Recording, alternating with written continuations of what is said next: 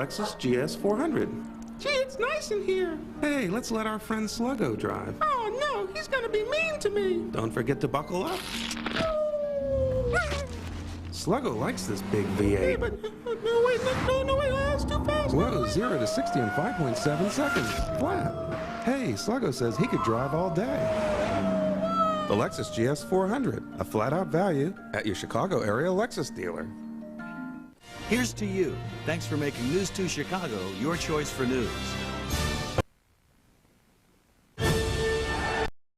It's been 30 years since the fans of New York City were swept up by one of the great upsets in football history. Joe Namath and the New York Jets victorious in Super Bowl III. Bill Parcells earned his place among New York football legends by winning 2 titles as head coach of the Giants. He's back in New York, this time as head coach of the New York Jets. Answering the prayers of their fans, the Jets captured the AFC East title and have positioned themselves for a run at a second Super Bowl. Jacksonville head coach Tom Coughlin is a Bill Parcells disciple, his fiery style reminiscent of his mentor. He's also tasted success as a head coach. He took over the Jaguars in '95. 1 year later, had them in the AFC Championship game after stunning upsets in Buffalo and in Denver.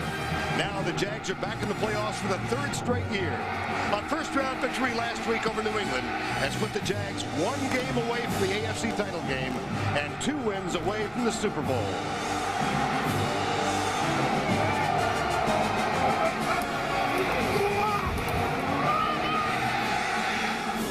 It's been 12 years since the Jets have hosted a playoff game. Today, a time this team and its fans have thirsted for.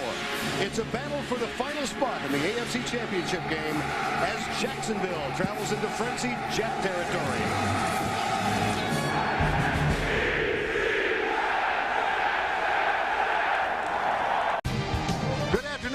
I'm Bert Lundquist along with Randy Cross. Welcome to the Meadowlands and the continuation of a remarkable Jet story. 1-15 2 years ago, division champions for the first time since the merger this year. And Randy, any number of feel-good stories this year, none more prominent than Vinny Testaverde and his quarterback play for the Jets. When I think of Vinny Testaverde, I think of poise and confidence in 1998. The Jaguars' goal of the day on Vinny Testaverde, they got to blitz him and try to shake that confidence. For the Jets defense, if you had to say one guy embodies the whole thing that the Jets are about on defense, it's Brian Cox. The entire team has to reflect his personality. For the Jaguars, they got kind of a 2-headed monster on offense. Mark Brunell has to stay in the game and has to stay healthy. Fred Taylor's running game keeps Mark Brunell healthy. But for the Jaguars on defense, a huge story will be how they handle Vinny in the offense. And Kevin Hardy has to be the guy in charge of getting after Vinny Testaverde. Jets in the playoffs for the first time since '91, first time at home since 1986. We'll be back. But down on the field, for more on that story, here's Michelle Tafoya. Yeah, Vern, this is the ice that was chipped off the sidelines earlier today, but the field itself is fine. It was covered by a tarp before all the snow and rain hit earlier this week. Players who were warming up told me it's springy and soft, not frozen and hard like they expected, but no one was afraid to admit how cold it is down here, and it's only going to get colder as the wind picks up, which is expected to do, Vern. Back up to you. All right, Michelle, the Jets have won the toss and have elected to receive before obviously a sellout crowd of better than 74,000. Mike Hollis will kick off. And the deep man for the New York Jets, Kevin Williams, number 23, and Dave Meggett, picked up by Bill Parcells as a free agent in mid-December when Leon Johnson went down. He is a Parcells favorite. And this is the time of year, these are the reasons you sign a Dave Meggett late. Here's the Hollis kick. Will be taken by Meggett at the 9-yard line. Spills, he gets to the 29-yard line. Vinny Testaverde, 12-1 as the start of this year. But for all his years in the NFL, this will be only his 3rd playoff start. He was 1-1 as a starter for Cleveland in '94. Up front, remarkable play by an offensive line that has started every game this year. Elliott, Berger, Mawai, O'Dwyer, and Fabini. Curtis Martin, more than 1,200 yards. Byers back from an inactivity. Corbett and Keyshawn Johnson both with over 1,000 yards receiving. Officially, the ball spotted at the 30, first down and 10. That's Byers in motion. And Testaverde will throw on first down, lobs it out to Martin. He's got two blockers in front. Breaks across the 40 and surges out to the 46-yard line. Bryce Pop makes the tackle. A gain of 17 and a first down for the Jets. Jacksonville's defense, and it has been a problem this season. Smengi, Yurkovich, Pritchett, and Curry up front for Tony Brackett. Pop, Schwartz, and Hardy, the linebackers. And in the secondary, you've got Beasley, Hudson, Darius, and Dave Thomas at 6'3". He goes up against Keyshawn Johnson much of the afternoon. First down from the 47. Play fake. Testaverde comes right. He's got Keyshawn Johnson across the 50 to the 48. And Aaron Beasley is there to make the tackle.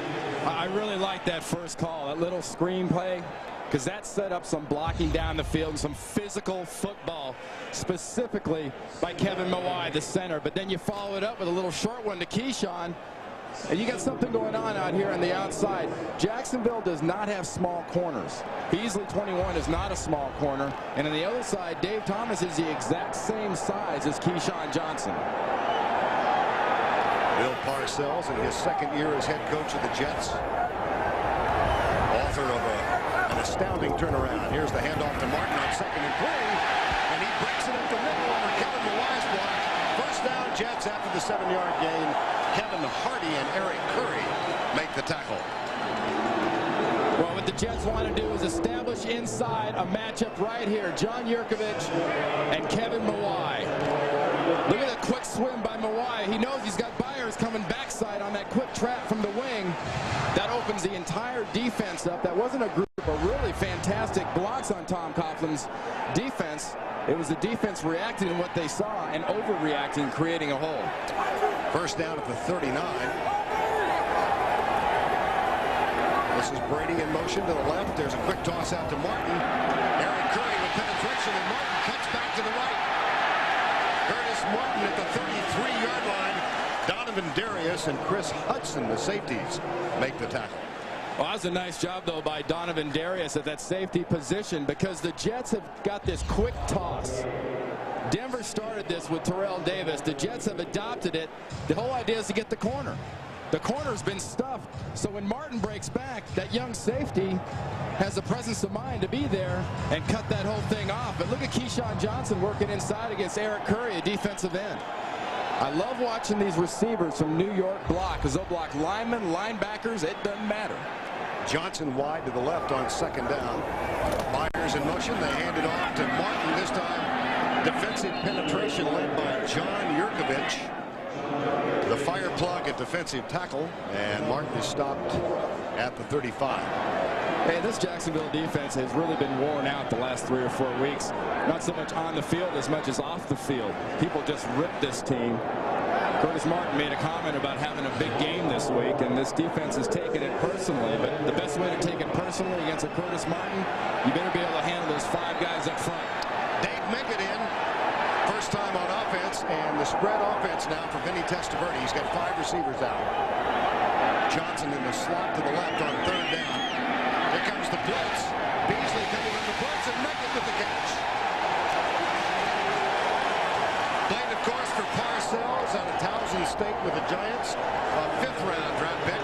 Then went to New England when it was cut by the Patriots and signed by Bill in December. I've been waiting for this since the playoffs started. The off week, knowing that Bill Parcells and David Meggett weren't rejoined here in New York with the Jets, for Dave Meggett to cover kickoffs. He's a weapon as a receiver out of the backfield. He lined up in that case as the wide split receiver on the left. And don't forget also, this young guy out of Towson State, like you said, can also throw a pass. That's a 14-yard gain officially. Testaverde play fake. Smengi comes from the outside. Johnson touchdown. Keyshawn Johnson.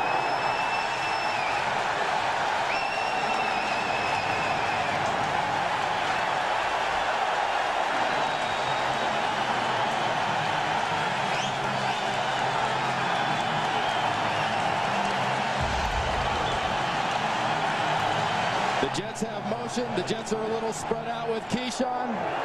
Vinny reads the defense.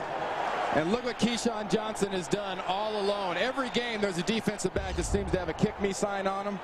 Aaron Beasley's the kick me sign for Jacksonville. John Hall knocks through the point after touchdown. Keyshawn Johnson, 83 catches in the regular season. His first ever in the playoffs. Jets lead by 7. There's not much space here between Keyshawn and Aaron Beasley. Watch that space grow. Safety sits. Keyshawn keeps going. Great execution and mental alertness by Vinny Testaverde to find Keyshawn. Here's the kick from John Hall. Tavian Banks and Reggie Barlow deep. This is Tavian Banks at the 5. Comes left, and the Jaguars will get it offensively for the first time at their own 24-yard line. Well, the Jets go with the opening kickoff. 70 yards. They average 10 per pop. Johnson gets the touchdown from 21 yards out. CBS is sponsored by Southwest Airlines, proud sponsor of the NFL and official airline of the Super Bowl. State Farm Insurance, like a good neighbor, State Farm is there.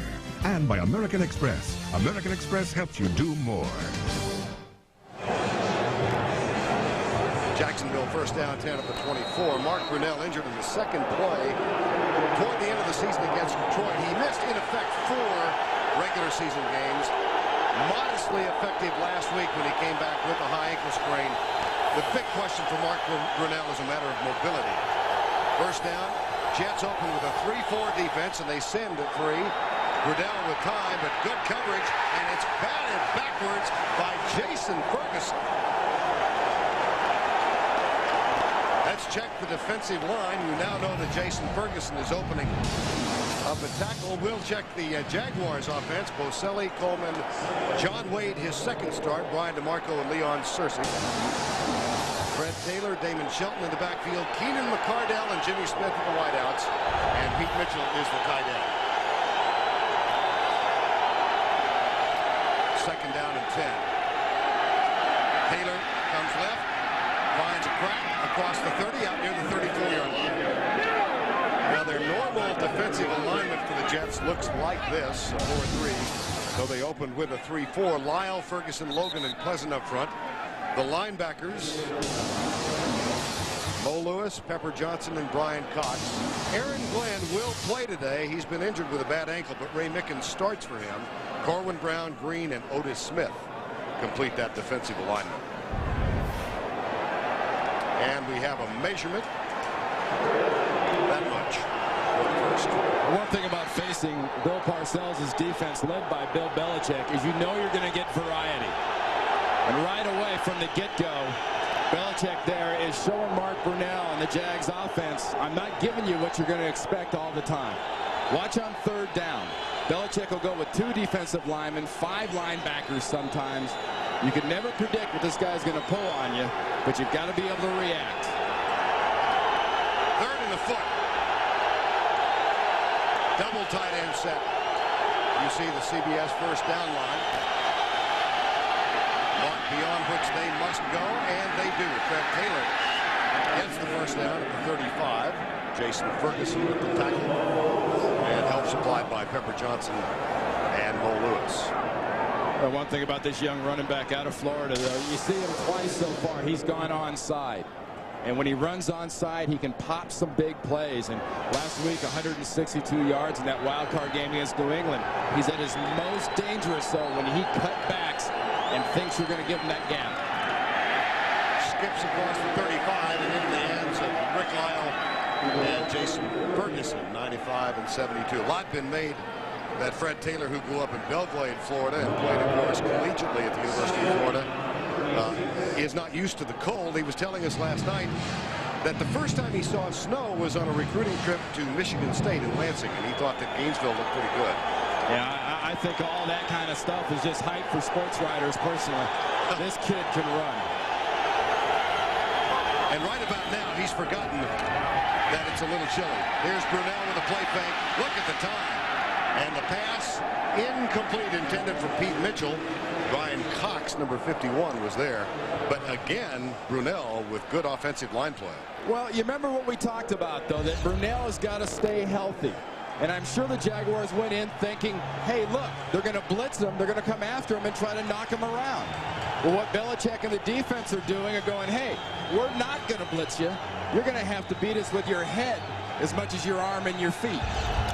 Mark Brunell said last night that one of the keys for the Jaguars today is how well they recognize third down defenses that Bill Belichick throws at them. 3rd and 9 here. Here comes the blitz. Brunell in trouble. Flips it out. Intended for Damon Shelton, the fullback.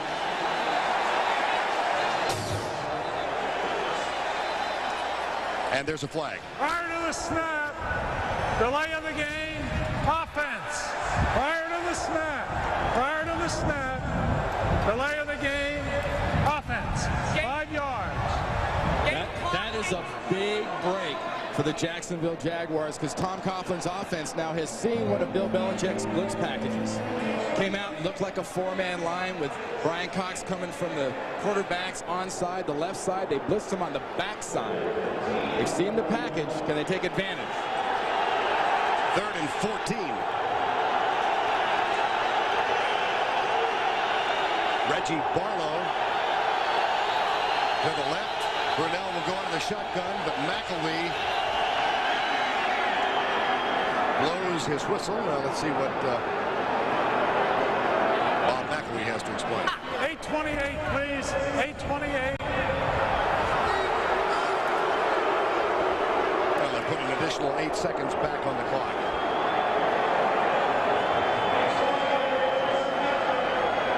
This is a Jacksonville team that comes in as division champions, first time in their 4-year history. Tom Coughlin, of course, has been the coach all 4 years. They are the more experienced playoff team between these two. Here's Brunell. Here comes the rush. Cascadden is coming, and the pass is into the general vicinity of the Jacksonville bench. Anthony Pleasant put the pressure on, and look at Brunell limping as he gets up. Well, when you hit Brunell, it's got to be inside out. When I say inside out, cause a confusion between the guards and the center. Look at the game inside. Pleasant goes outside, Cox comes inside, and Pleasant gets released. And it's Pleasant that hits Mark Brunell. Watch the stunts and the blitzes inside, getting in Mark Brunell's legs. Brian Barker on to punt on down. Dave Megan still dangerous at 32. Will grab this one at the 29. This time, excellent downfield coverage by the Jaguars. A 40-yard punt for Brian Barker. 4 on the return for Dave Megan. We play midway through the first quarter. January in Jersey. The Jets lead 7-0. NFL on CBS is sponsored by the American General Financial Group. Live the life you've imagined. And by IBM. Are you ready for e-business? Dick Geron, the defensive coordinator of the Jaguars, said last night their goal today is to limit the Jets to 2 big plays in 60 plays.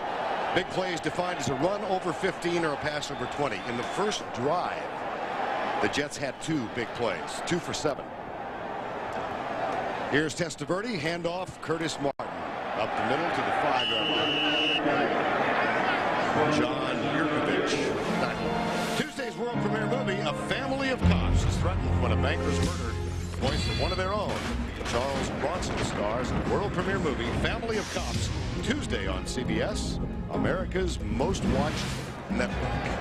Charles Bronson cut down on a few big plays. Jacksonville defense might need somebody like him if Bill Parcells' offense keeps running these formations and these big plays at him. 2nd and 7. You see the first down, CBS first down line to the right. And here's Testaverde. Still perfect. Keith Byers makes the grab. And a fight is broken out at the 30-yard line. Doesn't appear that it will amount to much. Kevin Pritchett is one of those involved, and Kevin Mawai, the center, number 68. Kevin Mawai is a guy they can ill afford to lose. So the last thing you want is a veteran like that who does not have all the playoff experience in the world coming from a place like the Seattle Seahawks. In this high pressure, really emotionally focused type situations as the playoffs can be.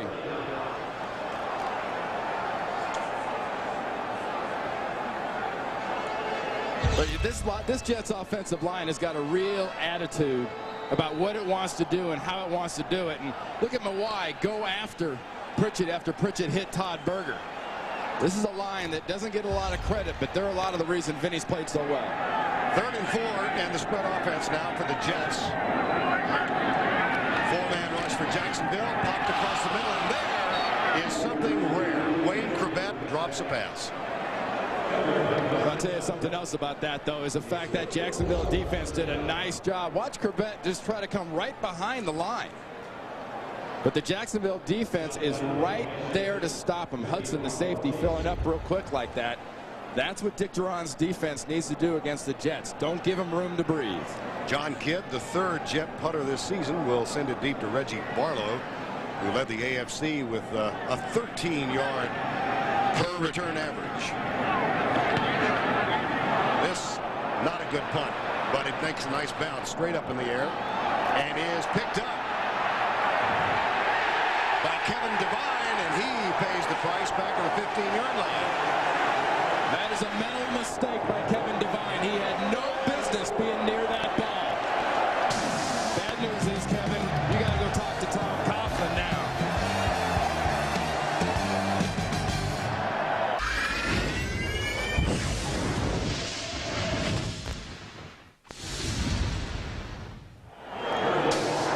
About a 20-minute drive away from Midtown Manhattan or downtown Manhattan as far as that goes. That's a 20-minute drive with no traffic, by the way. And a first down after the -10 on the return for Kevin Devine. Here's Taylor coming left. Up across the 20 to the 23-yard line. Anthony Pleasant, number 98, made the tackle. I think one thing that surprises defenses about him, about the running back Taylor, is his leg strength. He's 230 pounds. But when you look at his thighs and his calves, he almost looks like Natron Means, who used to run for this Jaguars offense and is now down in San Diego. A lot of power out of those legs, but also about 4.40. 4 for 16 in the early going. 1,200 yards in his first season with the Jaguars. 4-man rush for the Jets. Brunell across the middle. Caught by Tavian Banks, number 22. Tackle made by Chad Cascade, number 53. Chris Palmer, the defensive coordinator for the Jaguars, gives the Jets a little different look, putting the young running back out there at wide receiver and dragged him underneath Jimmy Smith. Damon Jones, an extra tight end, is split way out to the right side on first down and 10. Brunell changing at the line. Here comes the blitz. Taylor tries to cut back, runs into Anthony Pleasant, number 98. Randy was talking about the thighs that Taylor has. And one thing he does with those thighs so well, Vern, is he loves to cut back. He's looking back here. This play wants to go here. Watch how well Mo Lewis and the backside of this defense protect the cutback. Anthony Pleasant's right there, and Mo Lewis had the cutback gone. 2nd and 9, deep right side.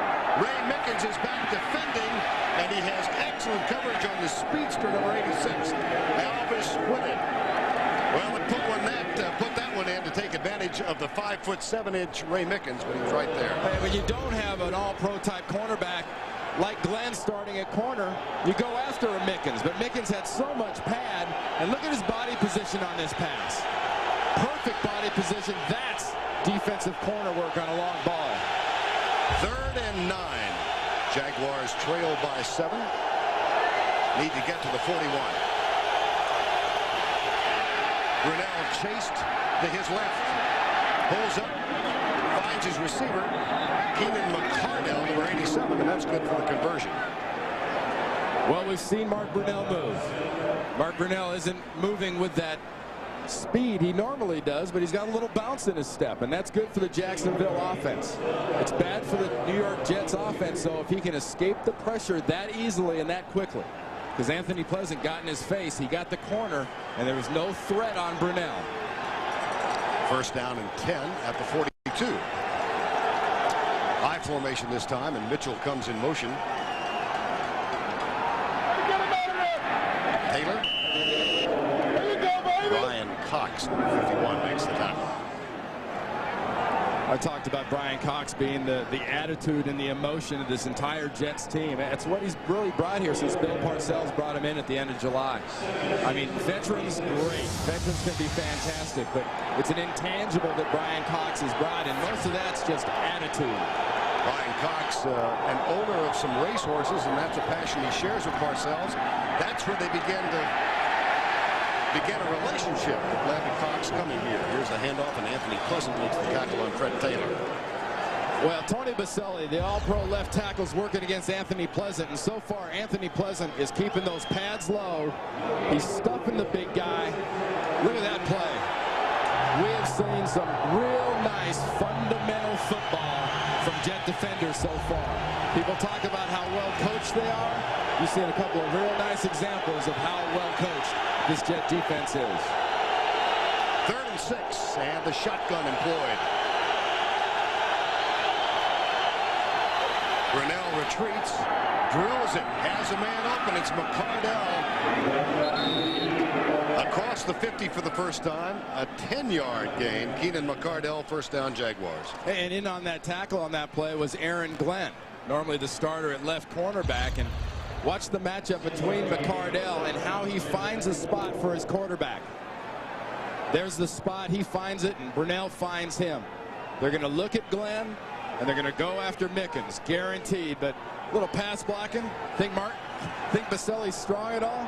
There's a little of that attitude, too, out of Brian Cox. He was fined twice before this year, though, for swinging at people. Whittett's back in. Here's the reverse to Elvis. No, it's a fake reverse, and the pass incomplete as Bobby Hamilton got a hand up, and Mo Lewis was also there. They fake to the speedster, Whitted, and then Brunell lets it go. Defensive technique, coaching, and responsibility. Watch Hamilton, 92, come in, get up the field, then Mo Lewis gets right in Brunell's face and maintains the onside contain. That's another good sign of very, very good coaching and execution by the defense. 2nd and 10, 7-0 on a Keyshawn Johnson 21-yard touchdown catch. Taylor skips at the line, gets to the 43-yard line. Get online and send your funniest football joke to superbowl.com, then tune in Saturday night, January 30th. You see if it airs during the NFL All-Star Comedy Blitz. 3rd and 8. Jaguars 3 of 4 on 3rd down conversions. 3rd down passing. Bill Cowher talked about how important that was for Jacksonville in the pregame show. Brunell in this offense so far executing very well on 3rd down passing.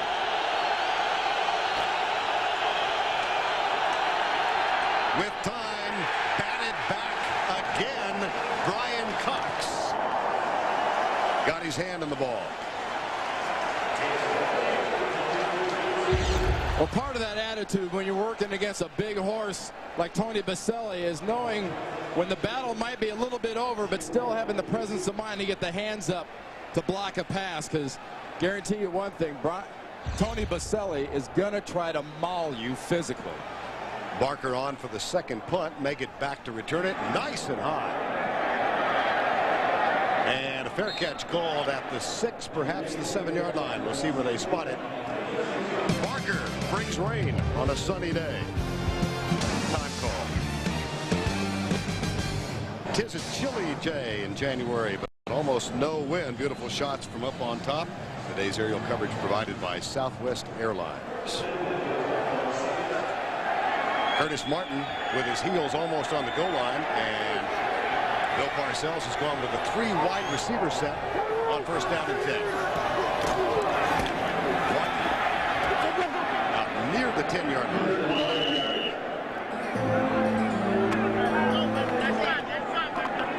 Now let's check in with Michelle Tafoya. Well, guys, because of a heart condition, Vinny Testaverde's dad, Alfred, can't watch the games in person or on TV. I called him this morning to find out how he'd be passing the time. He said he'd probably go to his daughter Elaine's to do some work in the basement. He said he knew she'd be watching the game, but all the carpentry work he'd be doing would drown out the noise. And he said, no matter what I do, it's a long 3 hours, Vern. I can imagine.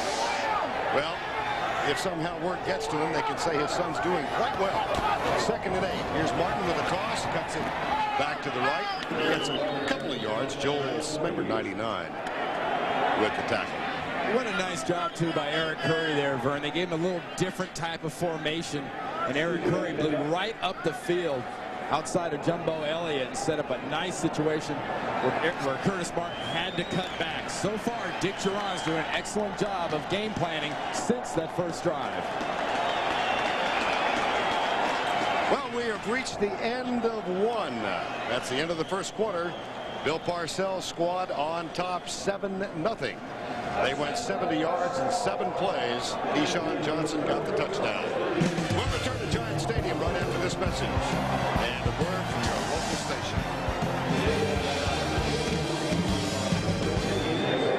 CBS coverage of the divisional playoffs continuing from Giant Stadium in East Rutherford, New Jersey. We began quarter number 2.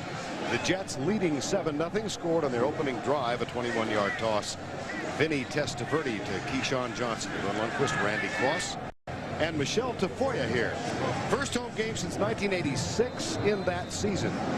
The Jets defeated Kansas City in the first-round game, then went out to Cleveland and lost in double overtime. They were back in the playoffs in '91, but lost a wild-card game in Houston, 17-10. Leading here, but looking at a 3rd and 6. And calling timeout.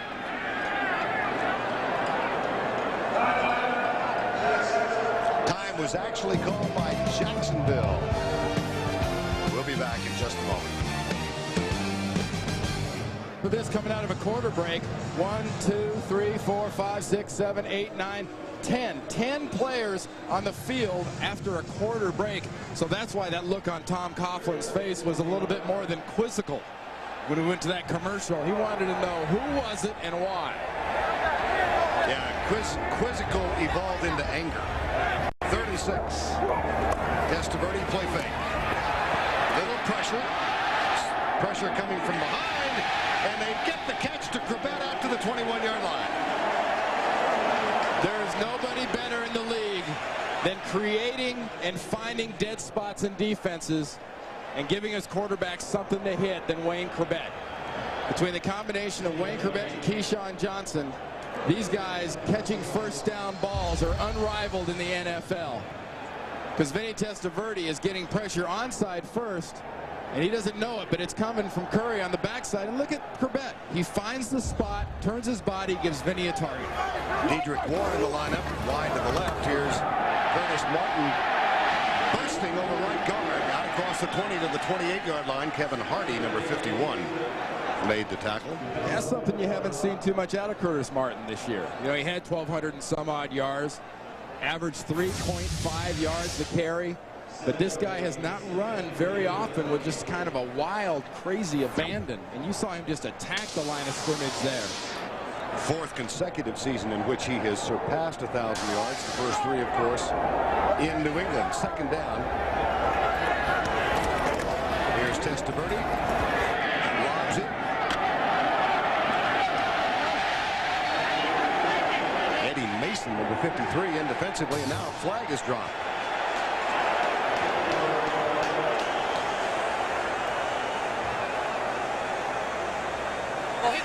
Personal foul, unnecessary roughness, number 20, defense, 15 yards, first down.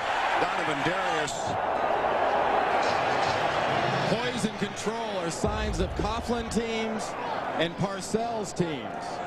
Vinny Testaverde sets the double screen L, but watch the poise and control of Curtis Martin and the lack thereof right there by the young guy Donovan Darius, giving him the shot in the head when he's on the ground. No excuse, period. End of report. Now Meggett is in the backfield after the 15-yard penalty. And a first down at the 47-yard line. Testaverde, quick setup. Oh, boy. Donovan Darius almost made amends of immense proportion. When you're playing a team that physically is better than you, and the Jets are better than Jacksonville, you can't make the dumb mistakes. And when you get opportunities like that, you've got to take advantage of it. In the playoff situation, when you get a chance to get a hand on a ball, you got to find a way. And Donovan Darius wasn't complete, and he knocked it down. But what a great way to make up for a dumb mistake and make a nice catch. Only the second incompletion for Testaverde. He's 7 of 9, second and 10. 7-0 Jets. Corbett in motion. Testaverde looking right all the way this time. Finds Keyshawn Johnson. That's the third catch for Johnson. He celebrated his selection to the Pro Bowl this week by buying 3 rather expensive watches for the 3 quarterbacks on this ball club. Hey, he bought them all Rolexes. That's what I said. Very expensive watch. But I tell you what he does for Vinny Testaverde is not so much, you know, what he brings is a guy that after he catches the ball can be physical. And you saw him right there on Bill Parcells' sideline get physical and get all the way just about to a first down. In fact, they're going to measure, see if he did get it. And they got it. That's the part of Keyshawn's game I think he's really improved since he came in the league, is learning to be more physical. He's got the size advantage. Why not be physical? And there's what I was talking about earlier on third down and getting those big catches, second or third down, but getting those big catches for a first down. Wayne Corbett. No 2 wide receivers in personality could be more opposite than these 2. But it does not carry over to their complementary play on the field. Here's Martin to the 40-yard line. Tackle made by Kevin Hardy. Tuesday on CBS, a special 2-part Jag begins when Mac investigates a Navy cover-up. Then it concludes Wednesday when a hostage rescue goes horribly wrong. All new Jags Tuesday and Wednesday on CBS, America's most watched network. Well, a lot of concern overnight, Randy, about wind. Almost non-existent. We've had a variety of atmospheric conditions here. Snow on Friday, fog yesterday, and clear skies today. Keith Byers to the 3-2. Kevin Hardy with the tackle on number 41.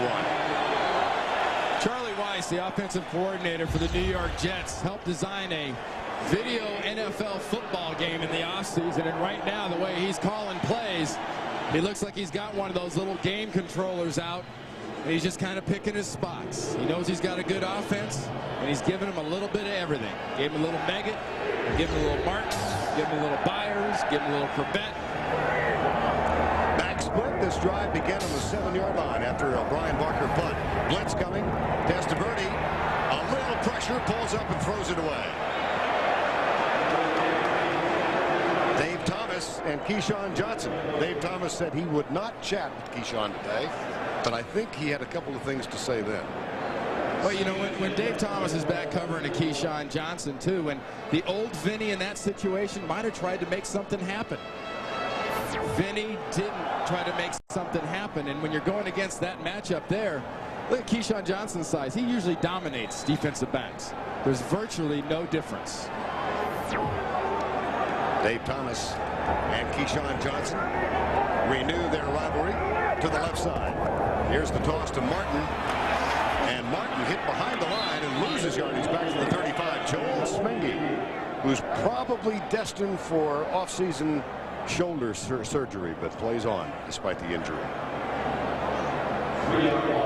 Well, on that play there, he fought right through Brady. And when you see Kyle Brady in the Jets offense, pay very careful attention to Kyle Brady. Because sometimes he's at a wing tight end, sometimes he's in a slot tight end, and very often he's in motion acting as a trapper. That time, Smengi came right through the shoulder and wouldn't let Curtis Martin get the corner again on that quick toss.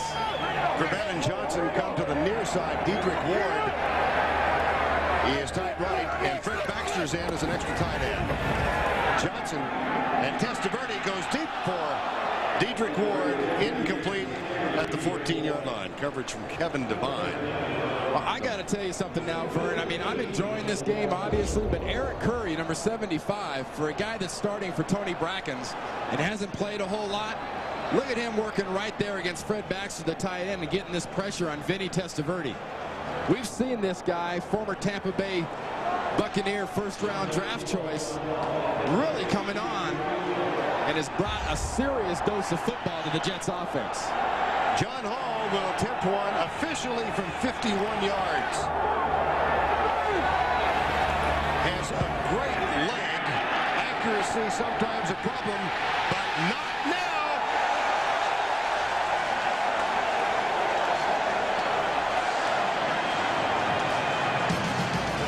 What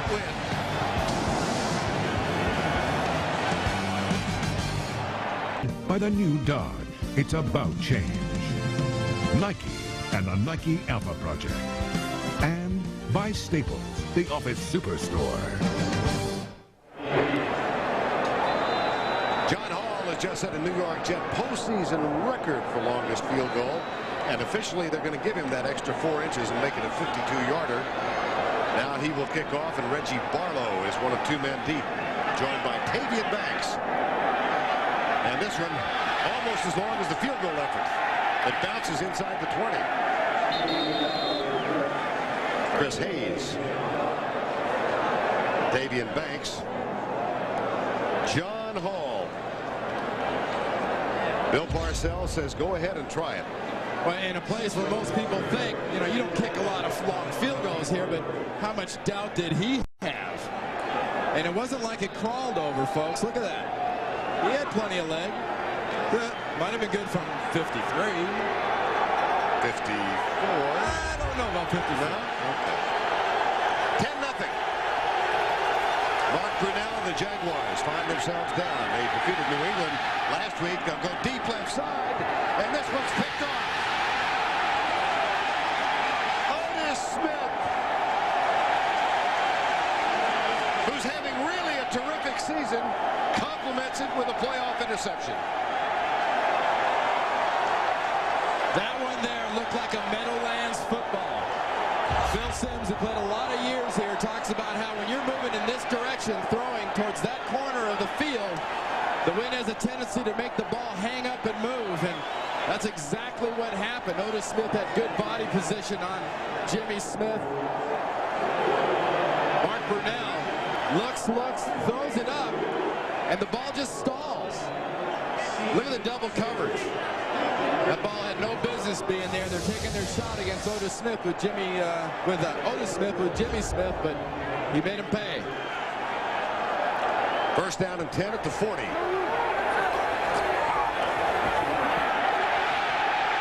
Curtis Martin across the 50 to the 45-yard line. A 15-yard gain. Kevin Hardy finally caught up with him. Well, you know, sometimes, Vern, if you're an offensive lineman, you just got to take a guy where he wants to go. And Kevin Mawai and Todd Berger and Jumbo Elliott just take people where they want to go.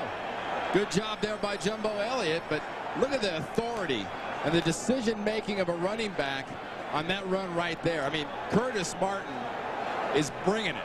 He talked this week that he was going to have a big game. He was going to bring it. He has brought it.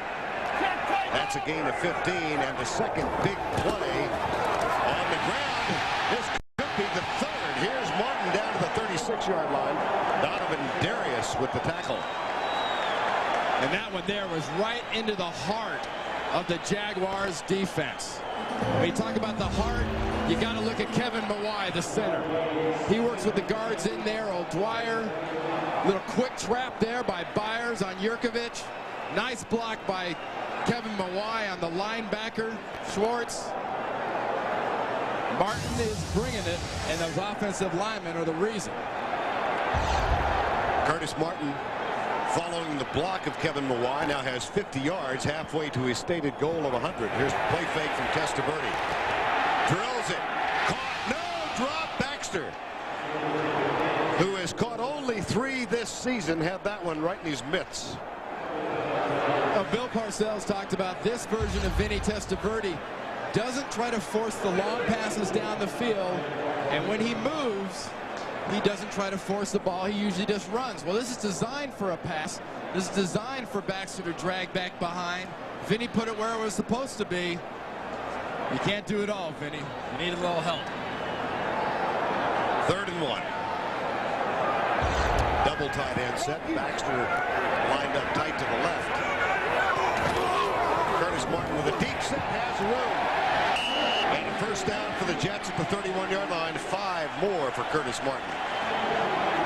They're really Schwartz, excuse me, Randy. Oh, Vern, they're taking advantage right now. The Jacksonville defense running the ball behind Jumbo, Berger, and Kevin Mawai, because they're just pulverizing the inside of that defense and folding the defense down, enabling Curtis Martin to make those cuts.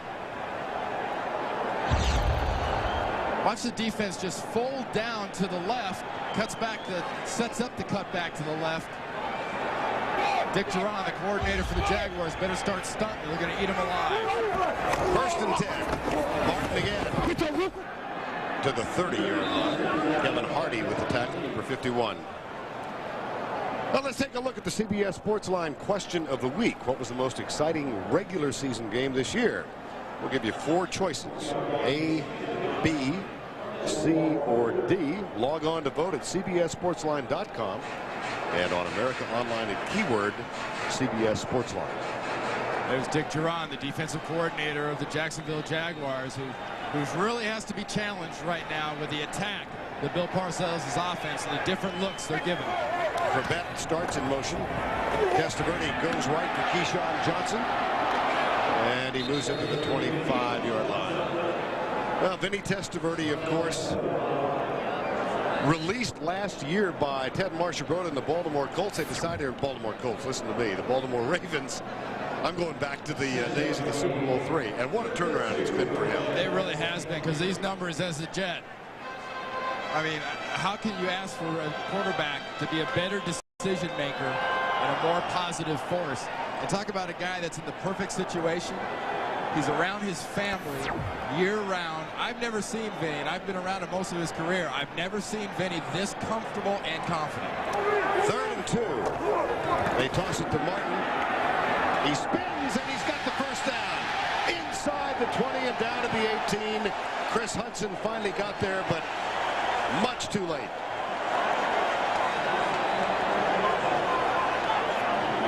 Well, some guys bring it in bags, and some guys bring it in buckets. And Curtis Martin is getting a bucket full of help from his line. He gets a missed tackle by Curry, and then he just spins out. And if you're a safety, they've got him. He's gone. No, he's not. Here he comes. Now Bill Parcells has Meggett in the lineup along with Alex Van Dyke. 5 receivers. Meggett split way to the left. Across the middle, incomplete. Dave Thomas got there defensively as Keyshawn Johnson made the stop. You know, one thing this defense needs to do more of is you need to be more proactive and not reactive. You're seeing the formations, and they're sort of sitting back and letting the Jets take this offense to them. Defensively, if the Jaguars don't start attacking Vinny in this offense, especially up in the front 5 with the offensive line, they will dictate the rest of this game with this style of physical football. Corbett goes wide right on 2nd and 10. Johnson wide to the left. They're also exercising great ball control. This, the 9th play of the drive. Here's Martin. And Randy, this is a Jacksonville team that has been susceptible to the run most of the year. They gave up. There's a flag, comes late. Tom Coughlin's team gave up 205 to Pittsburgh in the last regular season game on the ground. They thought they'd solved the problem in a convincing. Illegal motion, 2 men moving prior to the snap, and they did not reset. 5-yard penalty, 2nd down. That's a mental mistake. And you can make physical mistakes for Bill Parcells to some extent. We talked to a lot of his ex-players, and they'll tell you about how long Bill Parcells tolerates mental mistakes. That is the first penalty for New York, and it comes with 5:43 to go before the break. 2nd and 15 at the 22. Byers out. Dedrick Ward comes back in. Testaverde talking with us about the contributions of his 2 regular wide receivers, Johnson and Corbett, said, don't forget Dedrick Ward. He's won about 4 games this year with huge plays. He split to the left. Fumble picked up on 1 bounce. And here we go with Chris Hudson. He laterals back to Eric Curry, and then Dave Thomas loses it. Are you kidding me? There is a flag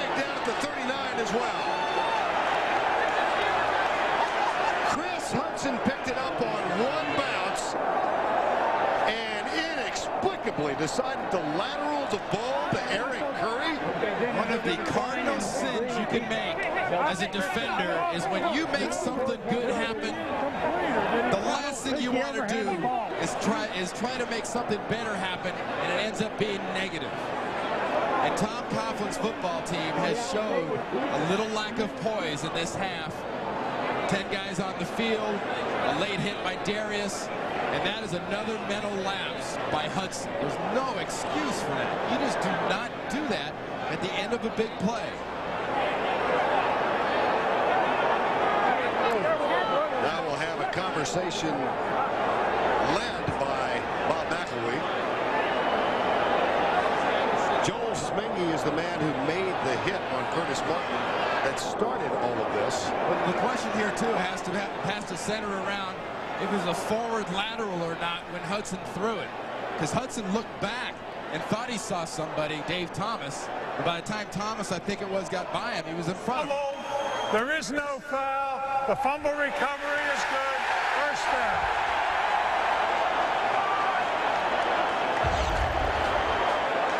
I mean, one three-letter word.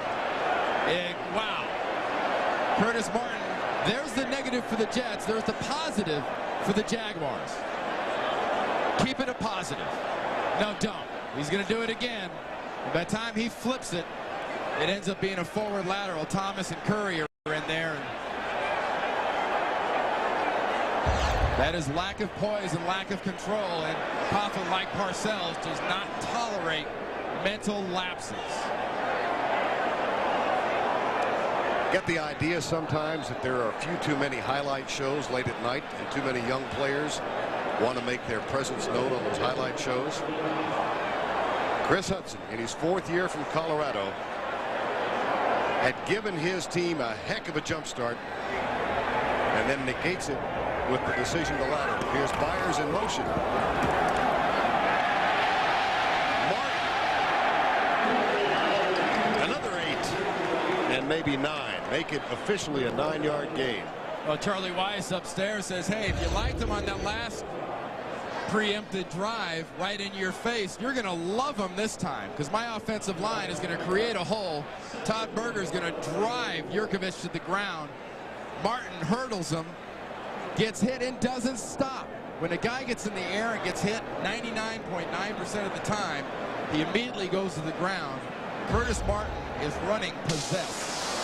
Already 72 yards on 16 carries. They'll give it to him again. Bryce Pop makes the tackle and appears to be short of the first down. Now, that was a little proactive defense. That wasn't waiting and reacting. Bryce Pop came in there and did a little proactive all over the chest of Curtis Martin on that run. And that's the kind of play, the kind of fire this defense needs to get back.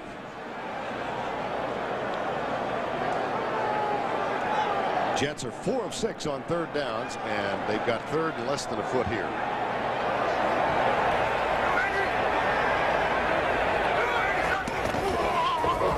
Martin, first down, New York. Out near the 50 at the 48, Donovan Darius makes the tackle. Well, either Jacksonville or the Jets will head out to the Rocky Mountains. The AFC Championship game next Sunday, 4 o'clock. The Denver Broncos, who looked just a little convincing yesterday in destroying Miami, will be at home again. Of course, it was 2 years ago that Jacksonville went out there and defeated the Broncos 30-27. And it will all begin with our coverage of the NFL today. The guys are going on site to Mile High next week. And Mike Shanahan's football team sent a message to the NFL, the heck with the AFC. Those losses, those lapses. First and 10, Testaverde comes left, finds Corbett, who leans out and gets the first down at the 41. Dave Thomas makes the tackle, but a gain of 11. You know, it's wide receivers like Keyshawn with his power and Wayne Corbett with his effort that spoil football fans and football coaches. Because not all receivers have Keyshawn's power, and not all receivers have Corbett's effort. That is a guy thinking the whole time he's on the football field. Right to the time he's being tackled, right to the time he goes to the ground, he's using his head. He did not make the Pro Bowl roster this year. Many thought he should have, but he will go as a guest of Testaverde. Here's Vinny Testaverde for Johnson, tipped away. Nice play by Aaron Beasley, number 21, who got his right hand up. Hey, you got to say Chris Hudson, too, is dragging across in coverage on Keyshawn Johnson. Because Keyshawn's going to come inside. Dave Thomas is going to try to stay with him, but it's a zone defense. They let him run, and look at Hudson pick him up. That is good defense, finished off by Beasley. Watch Beasley coming from the left side of your screen with that right hand. Johnson breaks the huddle, goes wide to the right. Curtis Martin as Crevette goes in motion. Vinny Testaverde goes right. Keyshawn Johnson makes the grab in front of Kevin Devine, number 26. Yeah, that was a pass there. A veteran cornerback might have jumped on that. Vinny let that thing hang out there an awful long time. Devine was thinking tackle, not interception. We have reached the 2-minute warning at the Meadowlands in New Jersey. Jets up by 10. One day, science will create a pill for men's hair loss. That day is today. Propecia, the first pill for men with certain types of hair loss. In clinical studies, the vast majority of men, 83%, maintained their hair count, and most, 66%, regrew some hair. You may need to take it daily for 3 months or more to see results. Propecia is for men only. A small number of men experience certain sexual side effects. Each occurred in less than 2% of men.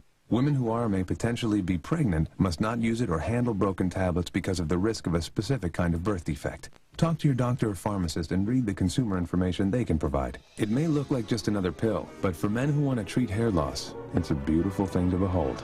Propecia, helping make hair loss history. Dodge Durango can tow up to 7,400 pounds, nearly half a ton more than its nearest competitor. That's 2 extra dirt bikes, 1 more great big water toy, or 1 more baby grand. Hey, my Durango tows more toys. Gonna lose his wimpy towing blues. Oh yeah. Whoa, look out! Hi there! Need stopping power? Get genuine Midas brakes installed for $69.95 after rebate, for a limited time. And of course our lifetime guarantee. Go Midas.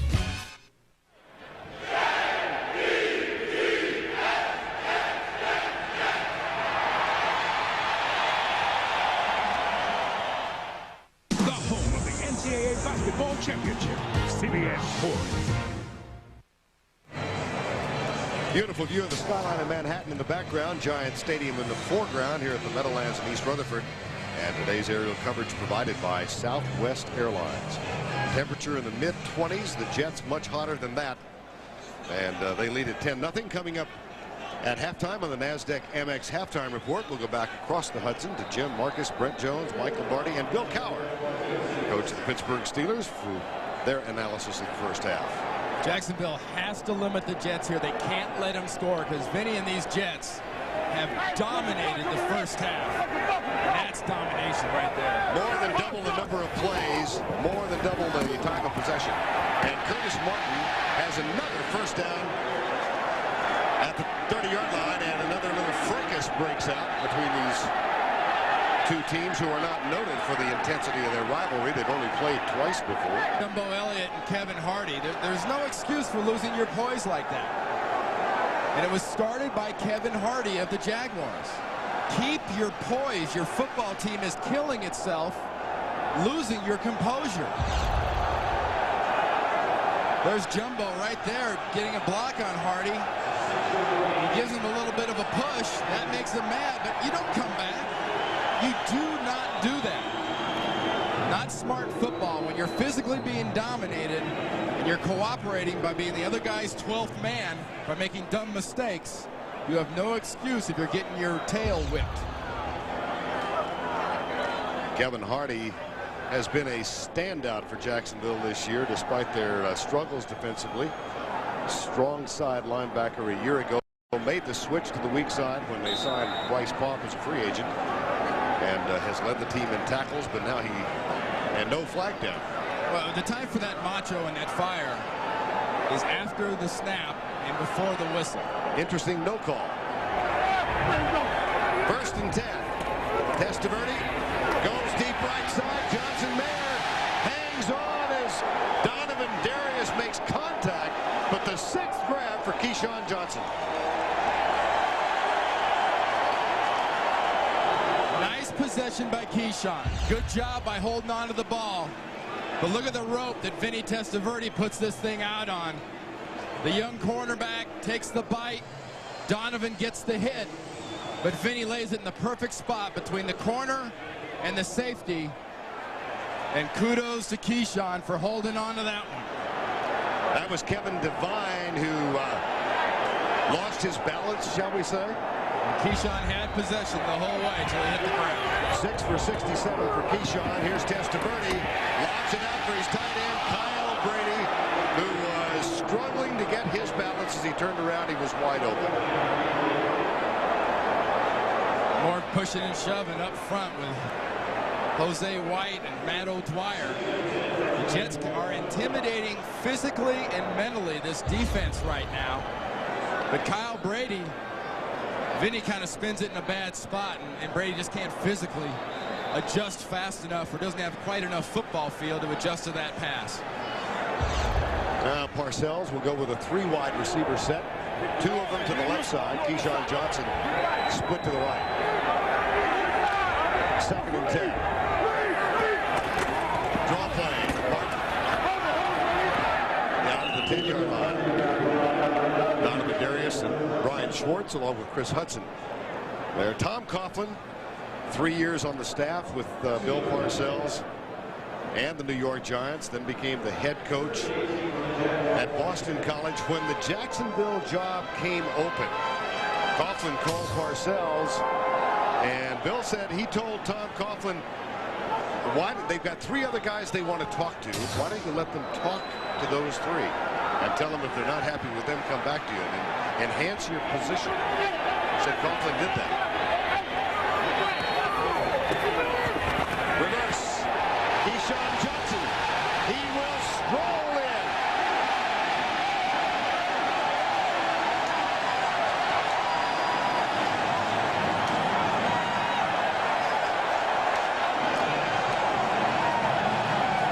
When you're in a situation as an offense where you are physically beating somebody and mentally you know you're in their heads, you can count on overreaction. The Jaguars defense overreacts to the onside, setting up Keyshawn Johnson, who's got a convoy out in front, just steps across, and despite Dave Thomas's hit, which is in the end zone, it's a touchdown. Keyshawn Johnson ran twice in the regular season. He gets a touchdown on the ground. That's his 2nd TD. He's gone both routes. Hello, welcome to Dodge Durango 101.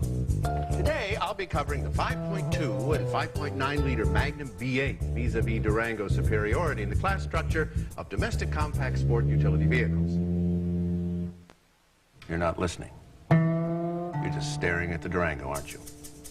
Aren't you? Why do I even bother? I don't know, I'm just standing up here like a big doofus. Hi, I'm Doug Flutie, pro football player and father of an autistic child. A lot of people buy Flutie Flakes because a portion of the proceeds go to help autistic children. But there's another way you can help. Dial 1010-220 when you call long distance. You can talk up to 20 minutes for only 99 cents. And every time you use it, a donation will be made to the Doug Flutie Jr. Foundation. So dial 1010-220, talk up to 20 minutes for only 99 cents, and help some great kids at the same time. It's a win-win situation. I wish football was this easy. What makes CBS America's most watched network? We've got TV's funniest comedy. Some people would consider Canoe Ride romantic. Guess you didn't see Deliverance. Outstanding dramas. You asked for an angel. The most talked about news shows. The #1 movie night on television. The best news show ever. And the greatest TV viewer of all time. You. Thanks for making CBS America's most watched network. The NFL on CBS is sponsored by Propecia. Talk to your doctor today. And by 10-10-220. Back at Giants Stadium. And the New York Jets dominating. Check this out. They have run 20 consecutive offensive plays. It's just a mental and physical domination so far, not only by the guys on the field, the guys in the boxes. Charlie Weiss and Bill Belichick are having fabulous first halves, and the Jaguars, in their non-defense, they're helping the Jets an awful lot.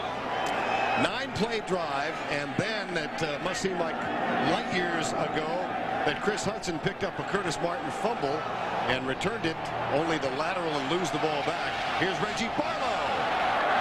Marcus Coleman comes over, and Chris Hayes, they make the tackle at the 35-yard line. That one return of a fumble, the only time that Jacksonville has touched the ball in the last 20 plays. They wanted freedom. The town wanted order. Hand down. But the harder they try to control them, We do things around here my way. the harder it is to stop them. Let's roll! On January 15th, shake up the system. Sex and football. I raised you to be a winner. Varsity Blues. Thank God I like sex. Rated R. Starts Friday, January 15th in theaters everywhere. Good morning. I'd like to cash in my miles for one ticket to Paris, France. I'm sorry, sir. Your miles have expired. I've been charging on my Visa card for years to earn this trip, and now I'm gonna have to pay for the ticket. It happens. Paris. Visa says you're over your limit. Visa, it's everywhere you want to be.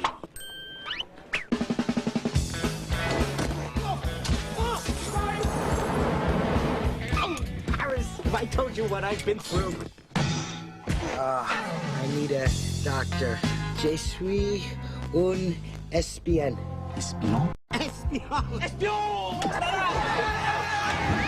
But Visa, can you at least help me find the doctor? How about a lawyer? Visa says they're everywhere, but American Express helps you with just about everything. So you can always do more. I do not get French fashion. Rock legend Elton John and country superstar Leanne Rimes perform together for the first time, plus the one and only Garth Brooks live. The People's Choice Awards, CBS tonight. Well, here's Keyshawn. Watch the defense react that way, and check out Kevin Mawai, the center for the Jets. That release has to tell a defense no other thing but, hey, I'm going downfield. But the Jag defense reacted so hard onside, there was nobody to see Kevin Mawai get out. 21-yard touchdown catch and a 10-yard touchdown run for Keyshawn Johnson. Here's a handoff. Fred Taylor out to the 40-yard line. Coming up with the NASDAQ Amex halftime report back across the Hudson. Jim Nance, Brent Jones, Marcus Allen, Mike Lombardi, and Bill Cowher. First half analysis. That's coming up shortly. Here's Brunell. That's his fourth completion in the first catch for Jimmy Smith, number 82. Clock is stopped after the 8-yard gain. Jaguars have 6 seconds remaining in the first half. Sampras versus Agassi. Sampras prepares to serve. Agassi rips the return. Sampras runs it down. Wow, what a backhand. Sampras cross court. Agassi down the line. The crowd goes wild. Hey, the ball boy won't give Sampras the ball. Tennis, get in the game. 17-0 Jets lead over the Jacksonville Jaguars. Tom Coughlin, Mark Brunell having a quick chat. One timeout left. It's just a situation, Bill Parcells' defense, nobody gets behind you. Your defensive backs that are going to go back to as far as possible. Corwin Brown will be the deepest man. Deepest, then the deepest. That's Corwin Brown right there. No one gets behind you. Jets bring 3. Brunell up. Deep left side. That's caught. That's a touchdown. Oh, my gosh. 52 yards. Jimmy Smith. Over Otis Smith.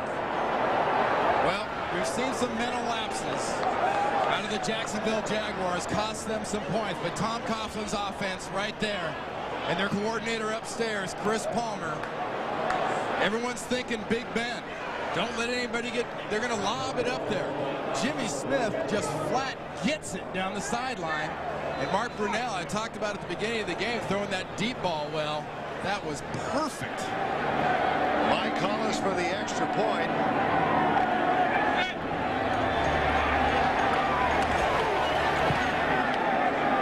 Lightning strikes for the Jaguars.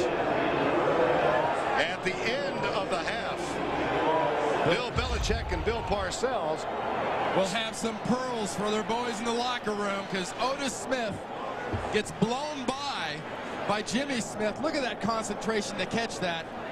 And Henderson doesn't get over fast enough to help Otis. And Brunell acts like, hey, was there ever a doubt? Otis Smith has given up just one touchdown pass in regular season. That to Marcus Pollard of the Indianapolis Colts. But a lapse on the final play allows the Jaguars to get back in the game. NASDAQ Amex halftime report next. That's all coming up in just a moment.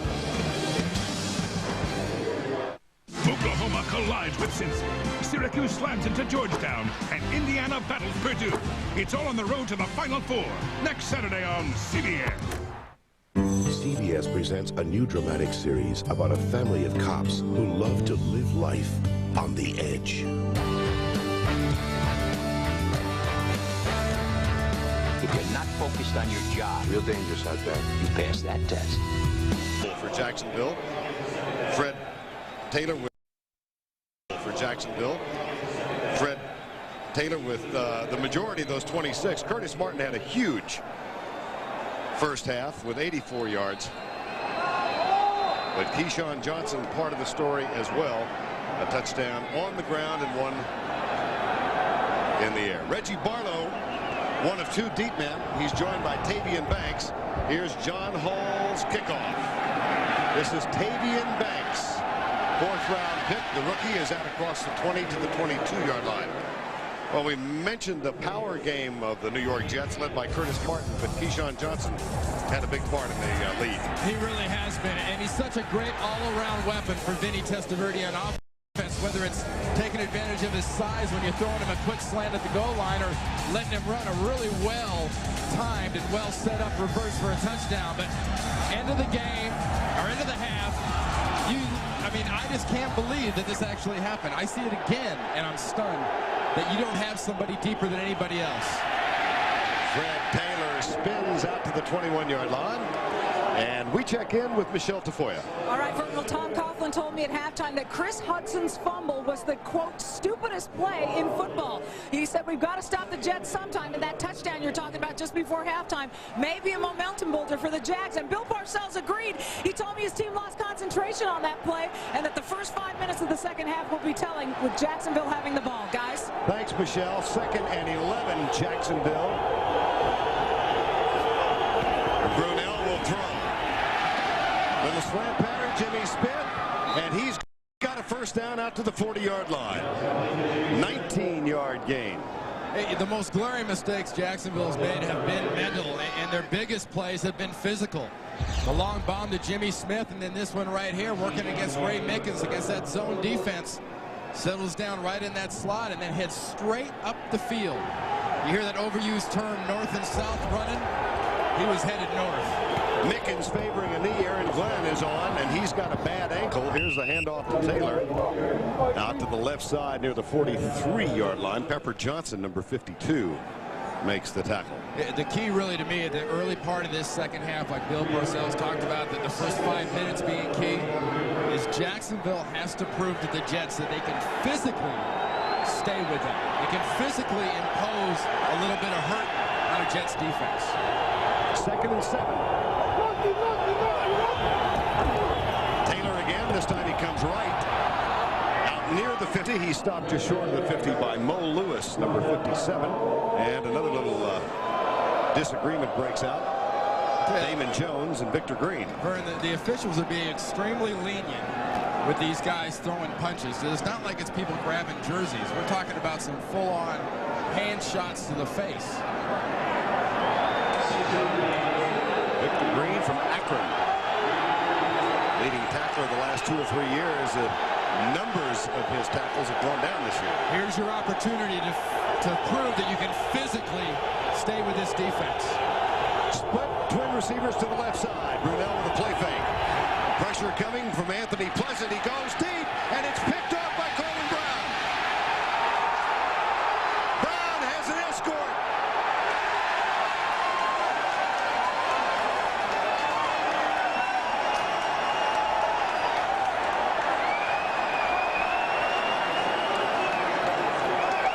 It looked for a moment like McCardell was open. He was wide open. That ball floated again, going in the same direction Brunell threw the earlier touchdown. This ball gets in the air and it hangs. Jacksonville was in a situation where they needed ugly and power. They gave you cutesy.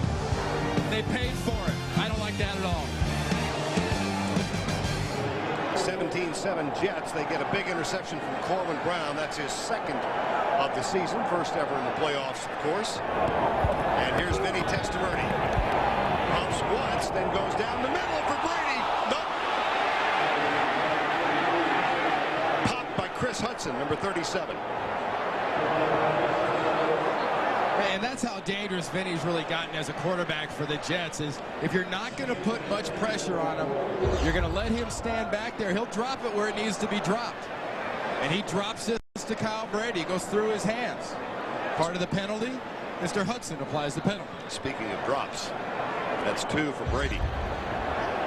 Second down and 10. It's 1 drop. The other one was an awful tough adjustment. Okay, all right. Okay. Here's Testaverde. Here's Curtis Martin. There's O'Dwyer leading the way inside the 25. A gain of 16.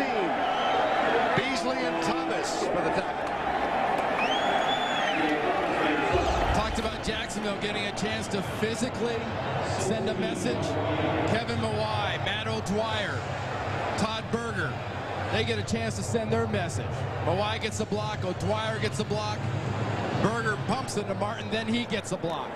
They're trying to send a message now to Jacksonville that it might be another half, and we're going to come at you exactly the same way.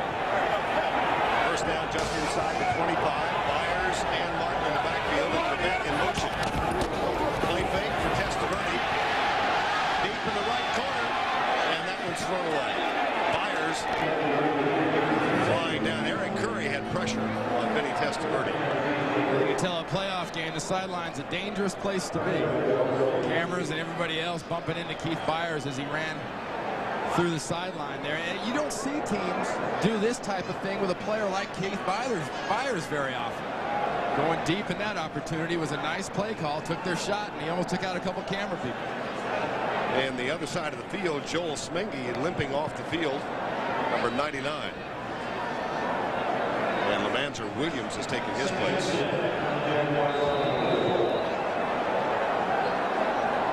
Second and 10. Alex Van Dyke is in the lineup. He and Ward, Dedrick Ward, go wide to the right. And Testaverde operates from the gun. Here comes the blitz. He gets good protection. Johnson got it. Down at the 1-yard line.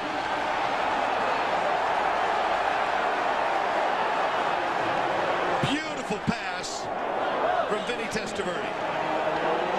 Yeah, this is almost like a New Year's Eve pass. You know, when they pull the string on that big bag of balloons and they drop right out of the sky? Right about now, Vinny's pulling that string and it's dropping perfectly in to Keyshawn Johnson.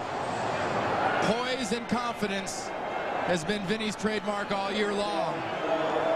Takes a lot of confidence to drop one in like this. Confidence in yourself and confidence in a receiver with a lot of ability. First and goal. Brady leads the way. Play fake. Testaverde flushed out. Run or pass.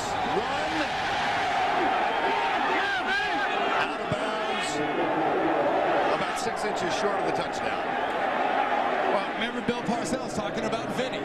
When you run and it's not a designed run, Go ahead, I mean, a design pass. Go ahead and just run. Don't try to make something happen. Jacksonville's defense puts the pressure on him. Vinny thinks about throwing, but now he's just going to run it. Watch the ball and where it is in relation to the goal line. See it in his right hand. If that ball was in his left hand, like yesterday, Jamal Anderson, as he was going to the end zone, he switched to the right hand and reached over. Vinny had it in the other hand, and the ball was out of bounds. Myers to the right. There's the toss to Martin. Down before he crossed the plane.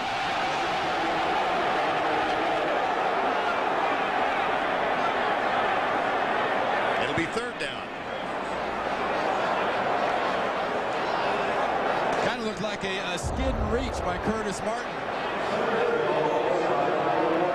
Knees down, skid, reach. Very nice call by our officials.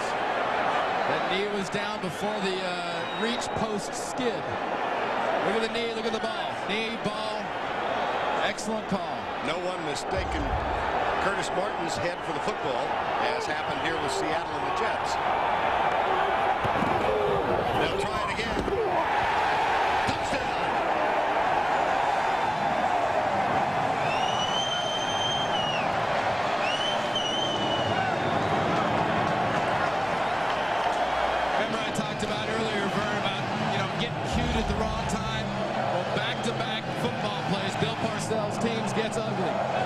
The big guys up front make a hole. First one, Curtis Martin couldn't get there, and McManus, 55, didn't hit Curtis Martin until he was about half a yard in the end zone. John Hall on for the extra point. Bill Parcells told Michelle Tafoya the first 5 minutes would be significant in this game. Corwin Brown gets the interception. Martin gets the touchdown. The Jets up by 17. Sponsor of the NFL and official airline of the Super Bowl. GMC Envoy. Do one thing, do it well. And by the NASDAQ MX Market Group, the market of markets. That's Ernie on the top, Frank on the bottom. They are brothers. They are firefighters in New York City. And they've been leading cheers here for the Jets for the last 14 years. Never with more emotion than today.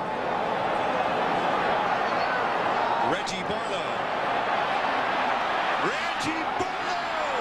No flags in the foot race. Marcus Coleman chases. Barlow has great speed, but Coleman knocks him out of bounds. 88 yards, but no touchdown. Bill Parcells has to think Tom Coughlin's football team is the thing that wouldn't leave. Just about the time you figure you got their tails stuffed out the front door, they try to make something happen, and they get back in the front door. Reggie Barlow kind of fakes that throwback, got some good blocking, but here it's just nothing but blaze and speed. If you're a Jet special teams player, you got some explaining to do. McCardell breaks to the left. Jimmy Smith comes to the right. Backs in the eye. Brunel fires it for Mitchell, overthrown. Mickens back on the field, went back to retrieve it. Well, we talked about having some explaining to do if you're a Jets special teams player. Who do you think you have to explain to first? That's Mike Sweatman, the special teams coach of the New York Jets. Second and goal.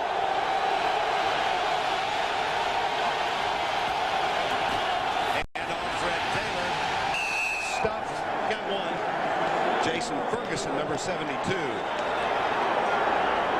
the tackle. Remember I said earlier, Vern, about not making a negative out of something that's positive. Right now the Jets defense has seen a negative. The negative's a long kickoff return.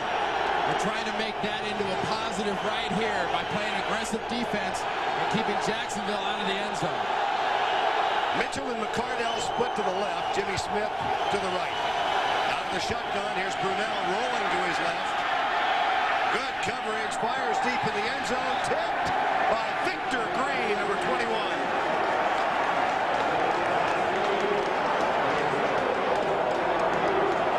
Tom Coughlin's going to go for it. He's seen a Bill Belichick defense that on that last play stretched and stretched and did an excellent job of staying in front of every receiver for the Jaguars. What do you think? A field goal, you're down 14 with more than a quarter and a half to play. Do you like this call? From a confidence standpoint, if I'm a player, I want my coach to go for a touchdown here. Get us in this game.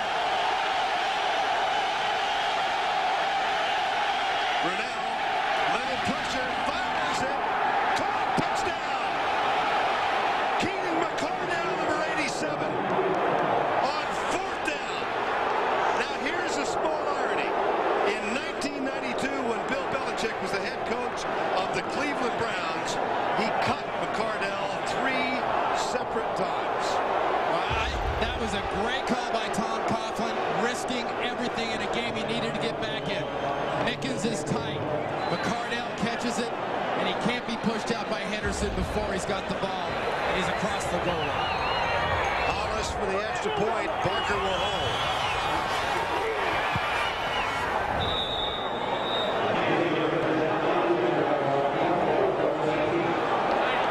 Keenan McCardell from Mark Brunell.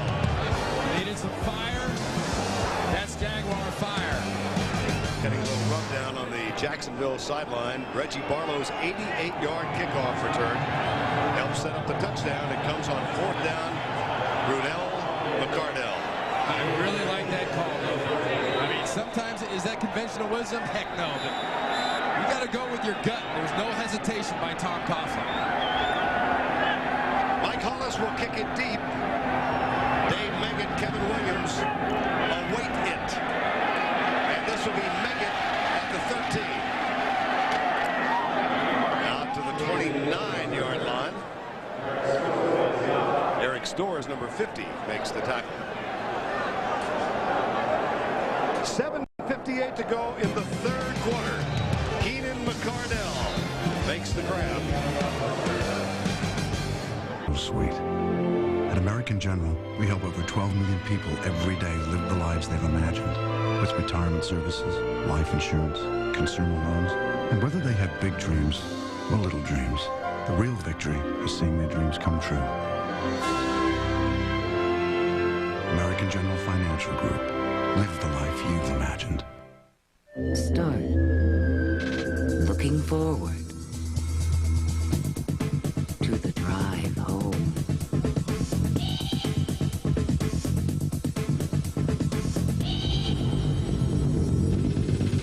Stop commuting.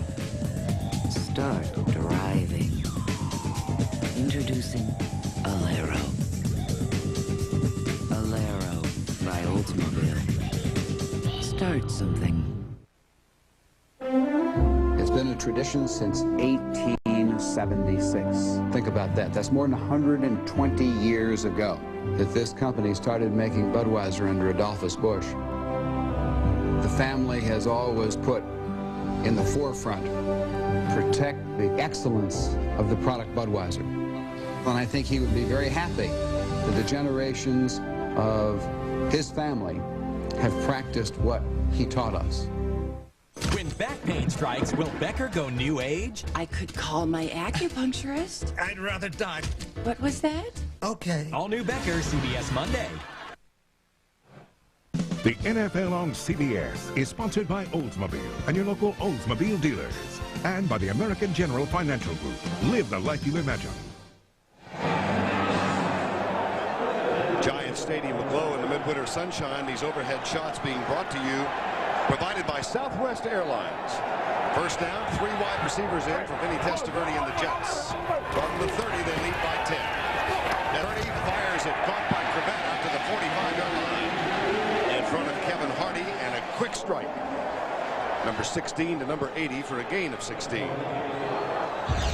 Just watching this drive that just happened before by the New York Jets, followed up by a play like this by Wayne Cravat. I'm starting to think of a boxer that has nothing to do but put his hands in front of his face because he's not sure where the punches are coming from, and the Jags defense have got their gloves in front of their face, and the Jets are hitting them at will. 16-yard gain and a first down out to the 46. Brady with the lead block. Curtis Martin out to the 48-yard line. Coming in just 3 days on CBS, Dan Rather, Bob Simon, Vicky Mabry, and Charlie Rose will bring you 60 Minutes 2, the most talked about news show of the year, premiering Wednesday on CBS, America's most watched network. And Vern, we saw Tom Coughlin go for it on that fourth down, get a touchdown to get his team back in the game. And Bill Parcells, being the Bill Parcells everyone's come to know, in this situation is going to jam this ball in the Jaguars defense's face to try to put them back out of the game. On your left, you see the CBS first down line. Here's Martin from Testaverde. Nice block from a wide, but we may have a hole. This one could be coming back. Donovan Darius trails Martin and makes the tackle. Anytime a defender goes down with what you have to refer to as kind of a suspicious twisting motion, it's usually followed by a flag.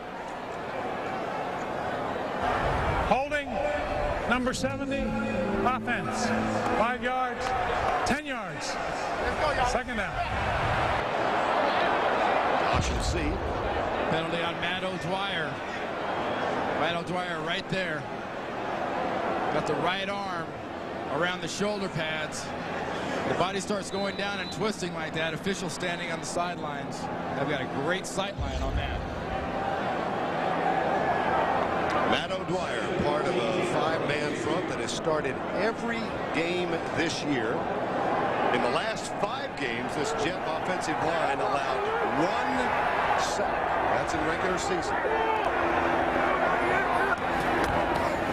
Testaverde back. Finds Martin again. Out to the 50 and down. Set up a third down as Eddie Mason, number 53, gets out to make the stop.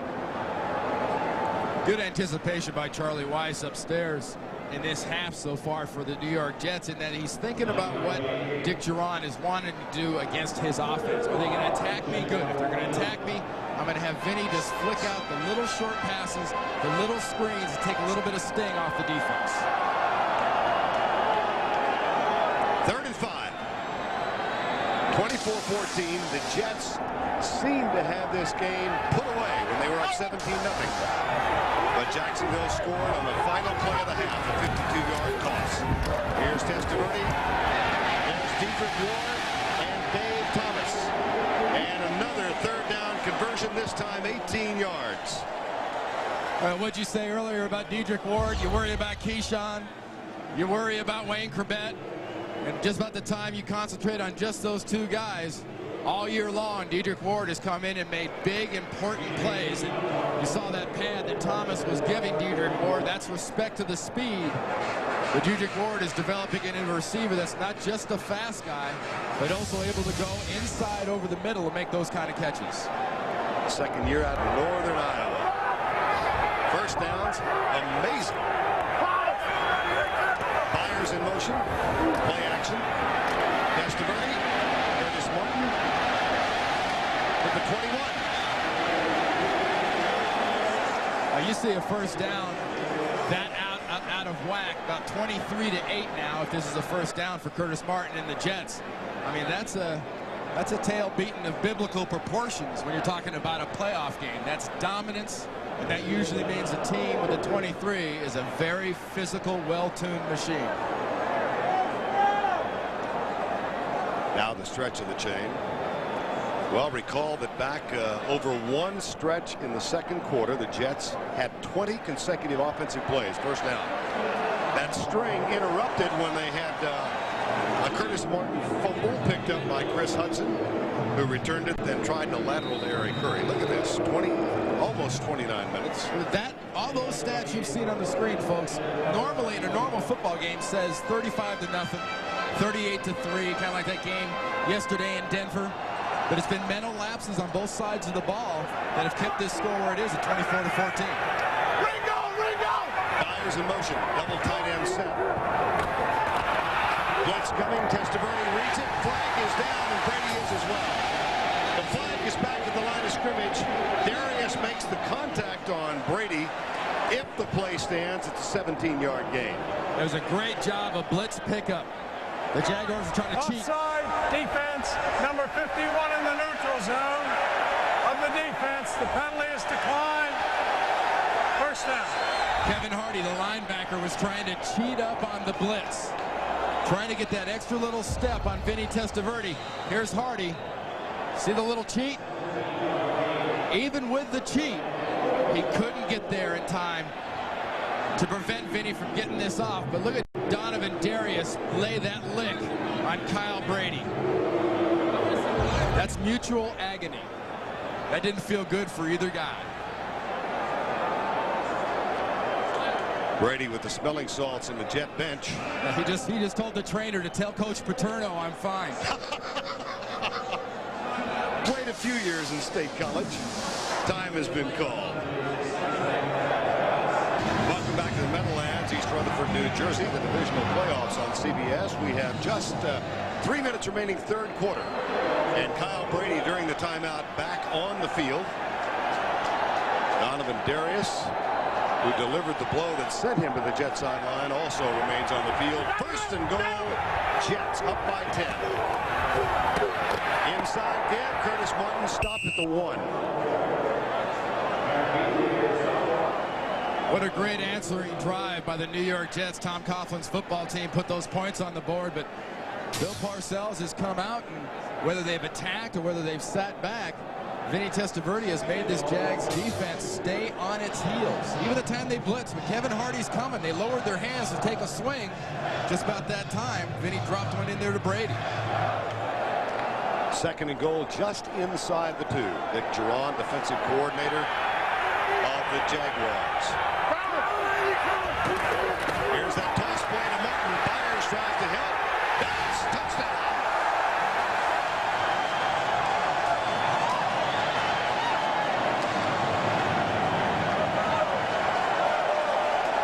Not only are you seeing a scene of real physical domination in time up front for the offensive line, you're also seeing guys like Jumbo Elliott and especially Kevin Mawai, the center. Look at Mawai, 68, pull out. That's a 310-pound center pulling out in front of a running back and meeting him in the end zone. They don't make many of those, folks, in case you're wondering.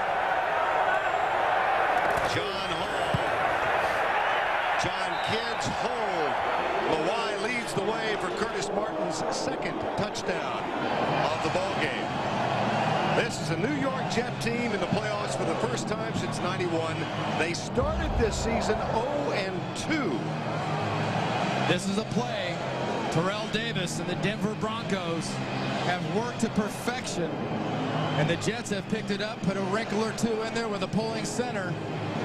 And Curtis Martin, I talked about him bringing it. He hasn't stopped bringing it since the early run.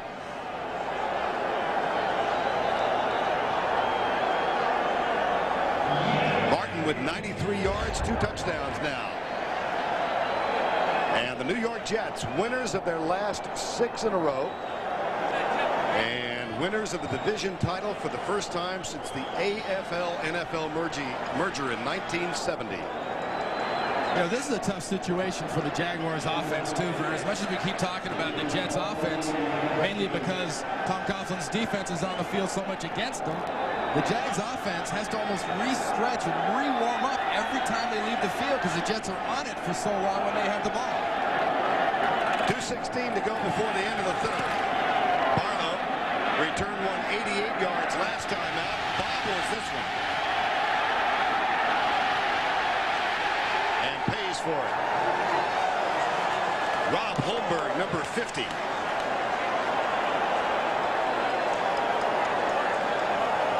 When you're on a kickoff return, the last thing you want to do is stop. And if you're Rob Holmberg coming down on a kickoff, you'd love to see a guy just sort of just square up in the crosshairs and then stop. Thank you very much.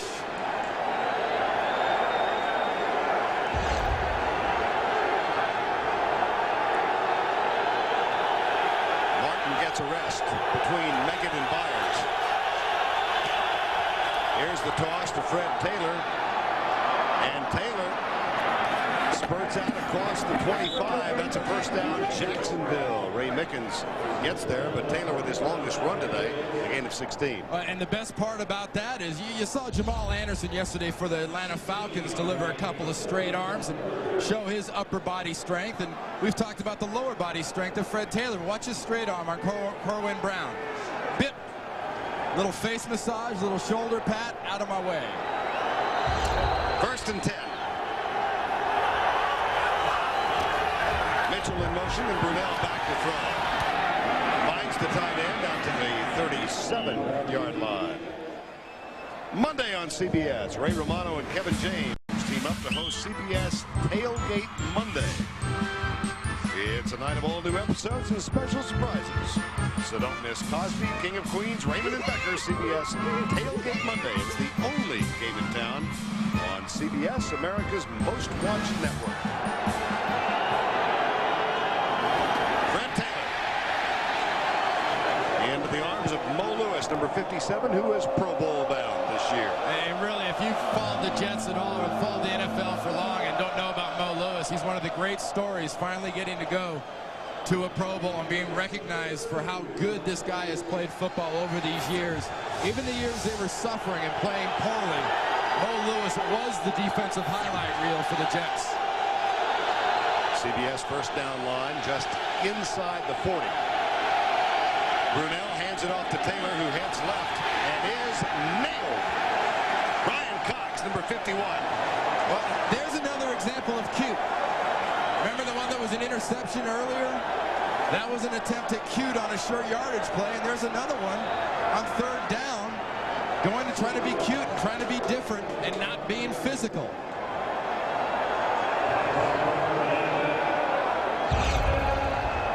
Well, Bill Parcells is trying to get himself a timeout, thinks he's got the wrong defense on the field.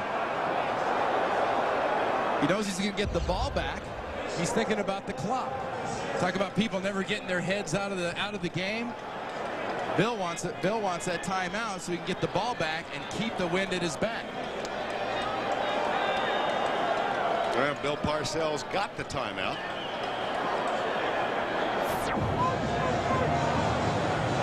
Well, it's a pretty good formula. You come there one year and, you know, fourth year you go to the Super Bowl. He's got a team this good that at this rate will get a chance to play for the conference championship. He did a strong job last time in New York of building a football team and really bringing some strong tradition back to the New York Giants. But this is beyond his expectations, and I think even the most rabid Jet fans' expectations, what the Jets are doing this year. Brian Barker on the punt, nearing the end of the third quarter.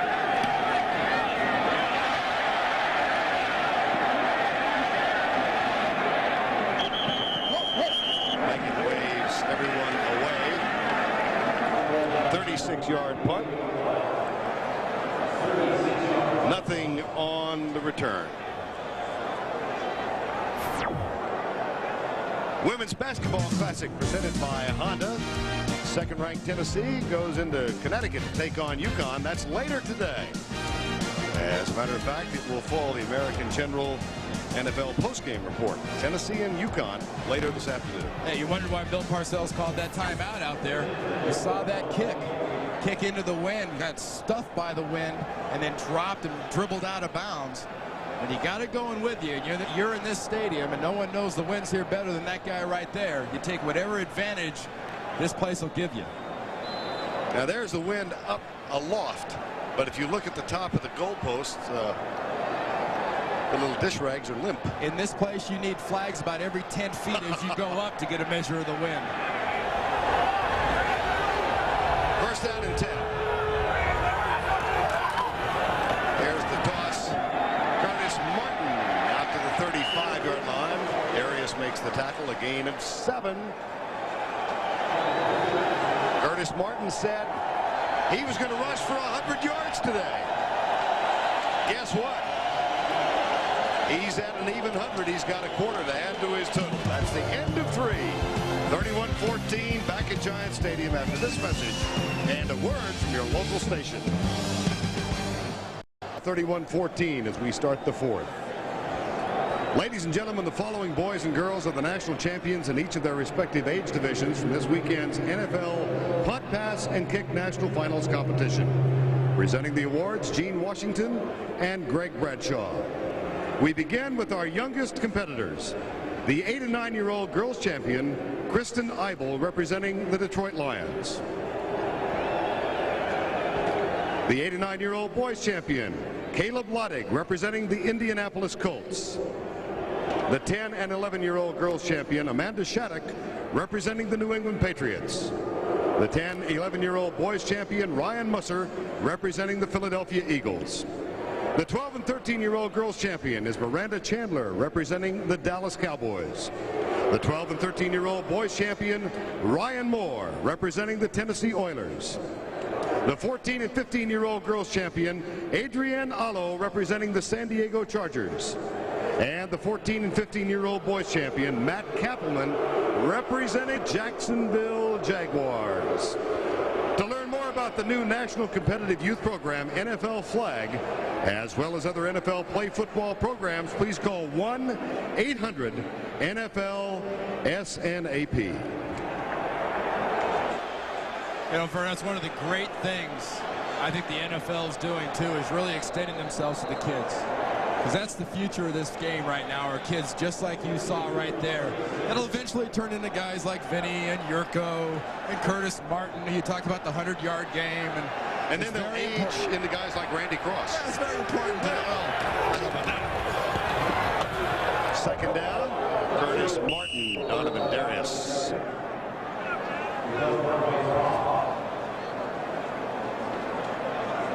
In the fourth quarter this season, the comparisons between the two quarterbacks, pretty stout. Oh, they're number 1 and 2 in the AFC. But, you know, I'll tell you another little gem of a stat. We got a 100-yard rusher in this game. This year, there have been 144 100-yard rushers in the regular season. And when you had a 100-yard rusher, you won 75% of the football games. 3rd and 1 for the Jets, and they have the 100-yard rusher. That's Baxter. And they toss it to Martin. Well, now he's under 100 yards. Kevin Hardy with a tackle number 51. Well, what goes along with that thing, with a 100-yard rusher, is physical dominance. And now that play is not a good example of physical dominance. That play right there is an excellent example of a good attacking defense on Bill Parcells' offense. John Kidd, only the second punt today, mentioned that he is the 3rd punter the Jets have used. They had Nick Gallery to open the season. Parcells unhappy with him, cut him after the first game.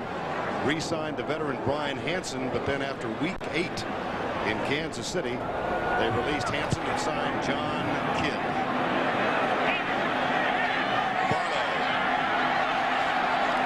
driven down to the 36-yard line. Tackle made by John Hudson, the punt snapper. Time call.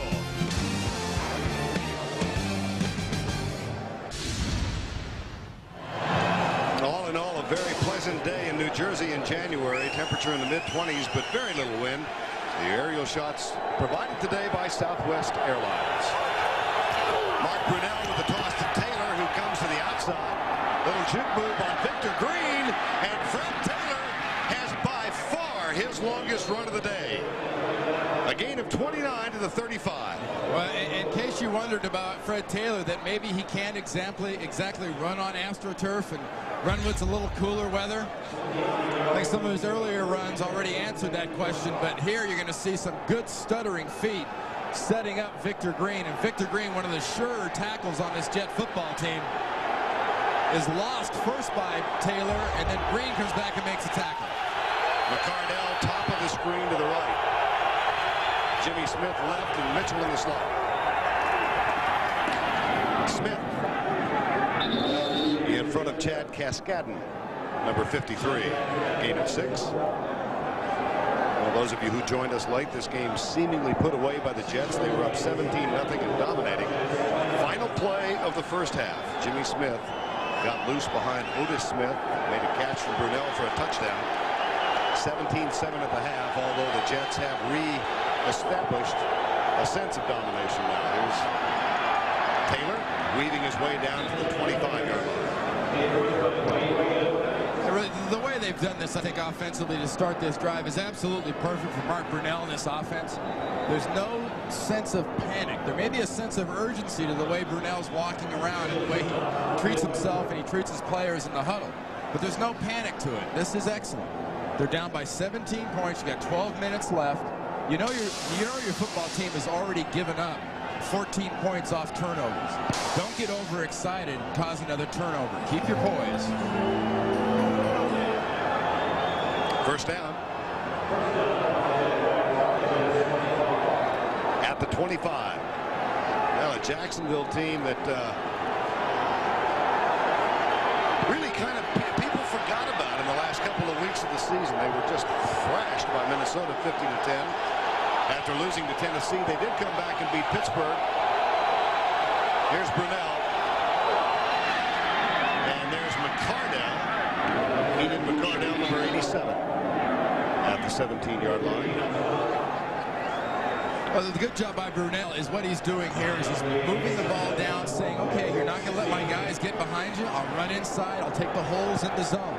Being very, very patient and not forcing balls. Second and 1. Taylor behind Shelton's block. And that's a first down. Jacksonville at the 14-yard line. Jason Ferguson with the tackle, number 72.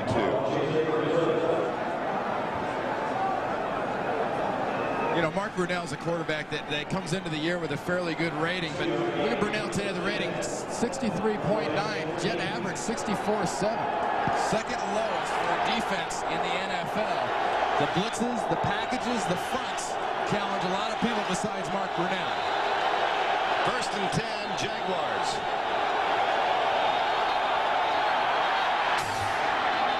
And a flag prior to the snap. Bring this one back.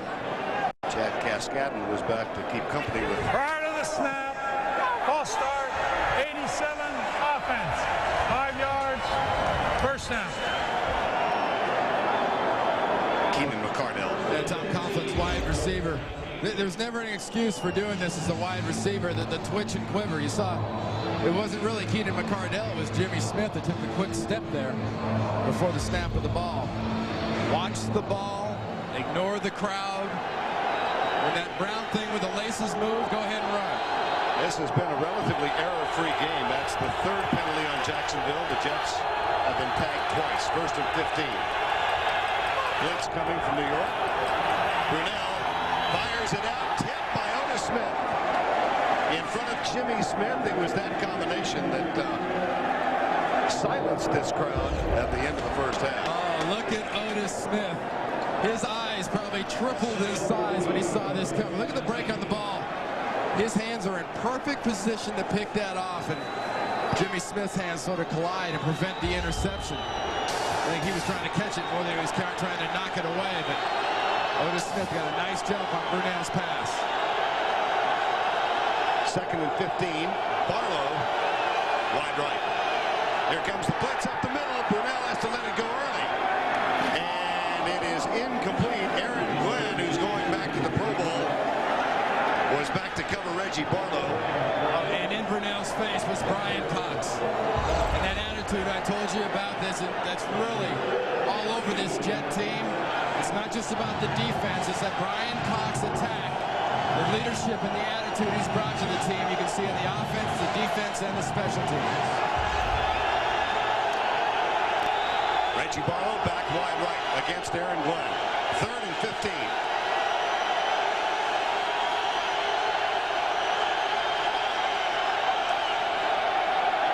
Brunell in the end zone. Touchdown. Jimmy Smith, his second of the day. That's from 19 yards. Just fantastic execution and confidence by Mark Brunell. Otis Smith's been working against Jimmy Smith. Otis Smith had a play of 2 plays ago where he knocks the pass down. He could have intercepted it. Look at the bullet. A short throw. The receiver knows it's coming. The quarterback has sent the message, knows it's going to be behind the defensive back, and Otis Smith has no time to react. Mike Hollis for the extra point.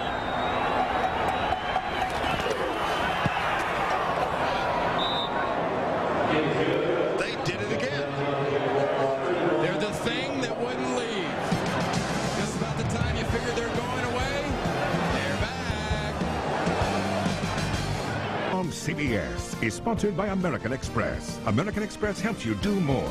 IBM, are you ready for e-business? And by Budweiser. Now is the perfect time to enjoy a fresh, cold Beechwood Age Budweiser.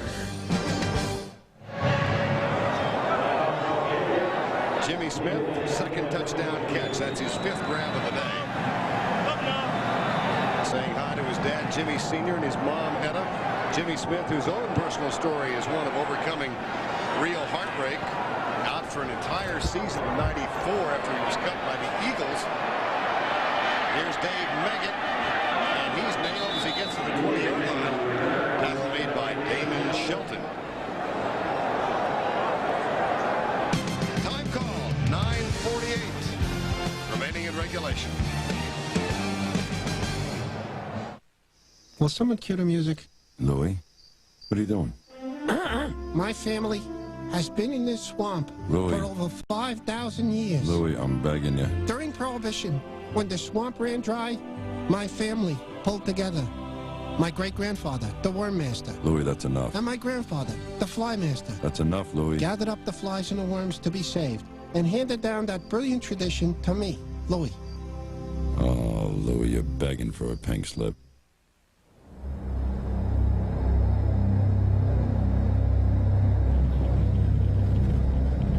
I got this friend open up a clothing store on Madison 59th. Teenage clothes. $400 a square foot. Why so much? Location. Location is everything.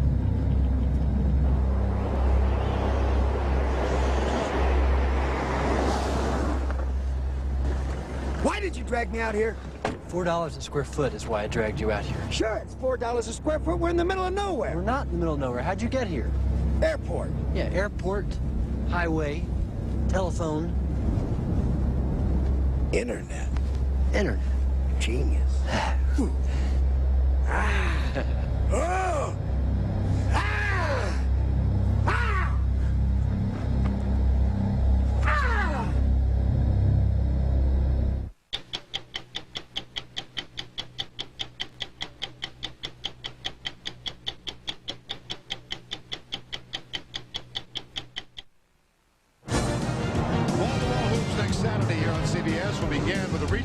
Oklahoma, Cincinnati, or Florida against Auburn. Then we'll go national. Syracuse against Georgetown, and we'll wind it up with Indiana against Purdue. It all begins at 12 o'clock Eastern Time next Saturday on CBS Sports. 9:48 to go in regulation. The New York Jets. Vinny Testaverde, Keyshawn Johnson. Dion Figures, number 27, knocks Keyshawn Johnson out of bounds. Keyshawn's one of those guys that, yes, he talks a lot and he tells you what he's going to do and how well he's going to do it. But when he has a game like he has today, this is called backing, whether it's this long pass, into the corner on another pass, taking that big hit from Donovan Darius, taking the reverse for a touchdown, or the one you just saw.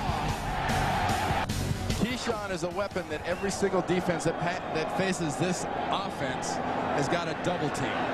Over 100 yards on the 8 grabs today, 9:20 and the clock running. Quick setup by Testaverde, finds Keith Byers, and Byers can't complete the play. Aaron Beasley, number 21. That's the last thing you really expect from a guy like Keith Byers, though. He's such a great receiver. As a running back, still listed as a running back, and the all-time receiving tight end, or all-time receiving running back catching passes. You don't expect a guy like that to drop an easy one in his hands. Keith Byers now in his 13th season. Second down.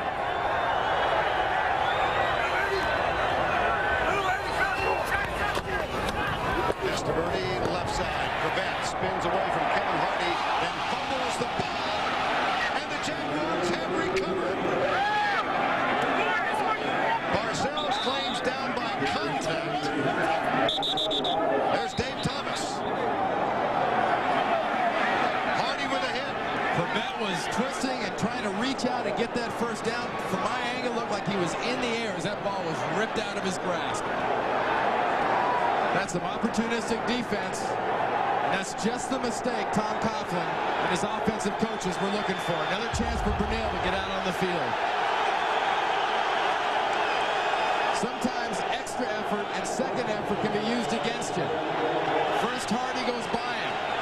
Then Hardy knocks it out. Clearly a fumble. Not down. Recovered by Thomas.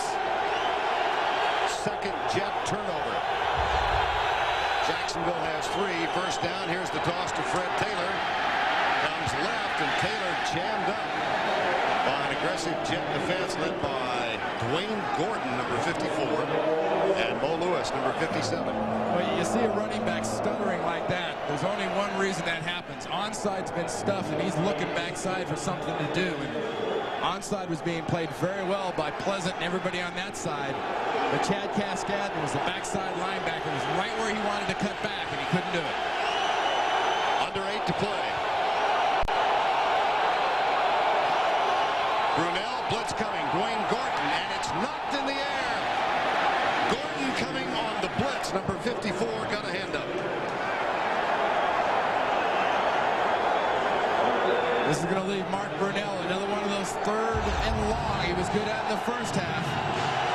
It's all set up by Dwayne Gordon. A hesitation blitz. Brunell wants to run a screen. Was not expecting that late blitz by Gordon. Gordon's right in the passing lane. Mark Brunell saying last night, third down defenses are the most complicated thing they'll face. 3rd and 9.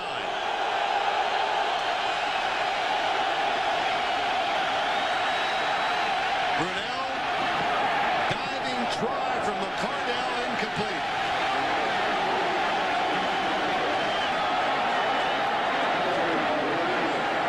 .12 to go. Well, Jacksonville hesitation here. If you didn't hesitate on the 1-yard line, you're not going to hesitate on 4th down now. Brunell just didn't have enough elevation. He had plenty of gun and velocity. But Smith couldn't get McCardell couldn't get all the way down on it. Ball bounces before it got to him. Barlow and McCardell are to the right. Jimmy Smith to the left. 4-man rush. Left side, contact at the 25 and the flag. This is Otis Smith and Jimmy Smith. I think that's going to go against Jimmy Smith.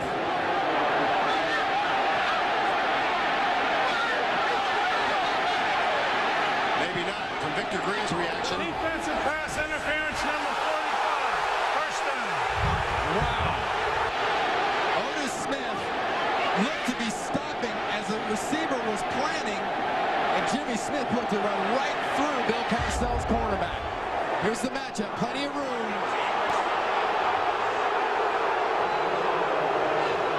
Smith establishes position, starts moving towards the pass, and Smith runs right through him. A 13-yard penalty, first down. 8:08 to go.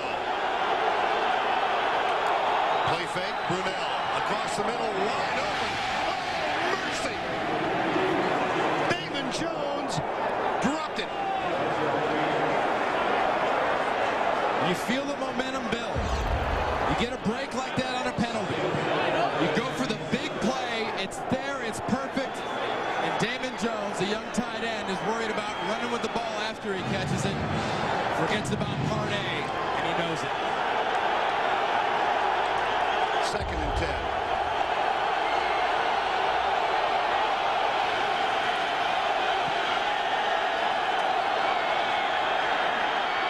Brunell for Mitchell, who is popped at the 23-yard line by Brian Cox. And the clock under 8 now, 7:50 remaining. You see Mark Brunell in the second half throw a lot of passes out in the flat areas on the outside. Something that Doug Flutie had success against his Jets defense in the second meeting. It's one of Flutie's strengths is the arm speed and velocity on the outside passes, and Brunell's done it very well, especially on this drive. 3rd and 4. Good protection for Brunell. Now he scrambles. Keep in mind that high ankle sprain. And he is caught and dropped at the 19-yard line, nowhere near the mobility one has expected from Mark Brunell. An excellent job by Ray Mickens. Mickens came up and just prevented Mark Brunell from getting that first down. Because watch Brian Cox and the defense collapse inside, setting up Mark Brunell's ability to move out. Now watch, here comes Mickens. Good heads-up play by Mickens. Jags will go for a field goal. Mike Hollis is the most accurate field goal kicker statistically in NFL history. Had 4 last week and knocks this one home on 4th down. 6 minutes and 38 seconds remain in regulation. It's a 7-point game.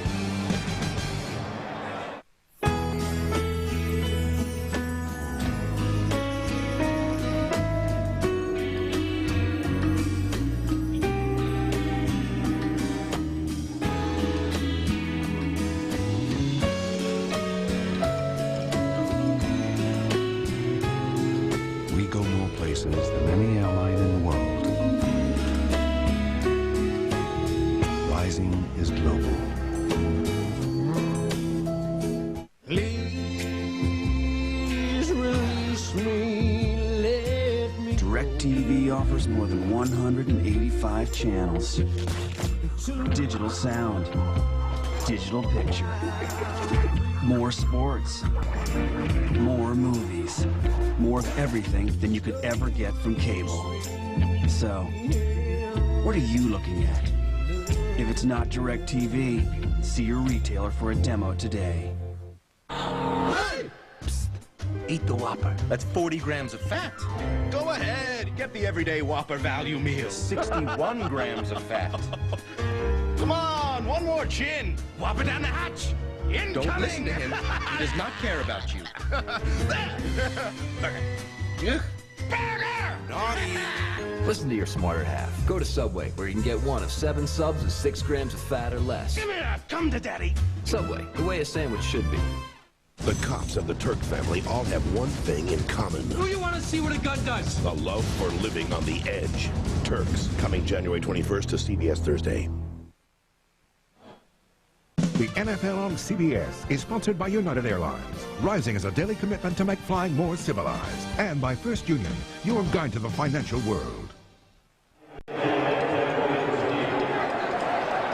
This full house of overwhelming Jet fans unable to celebrate.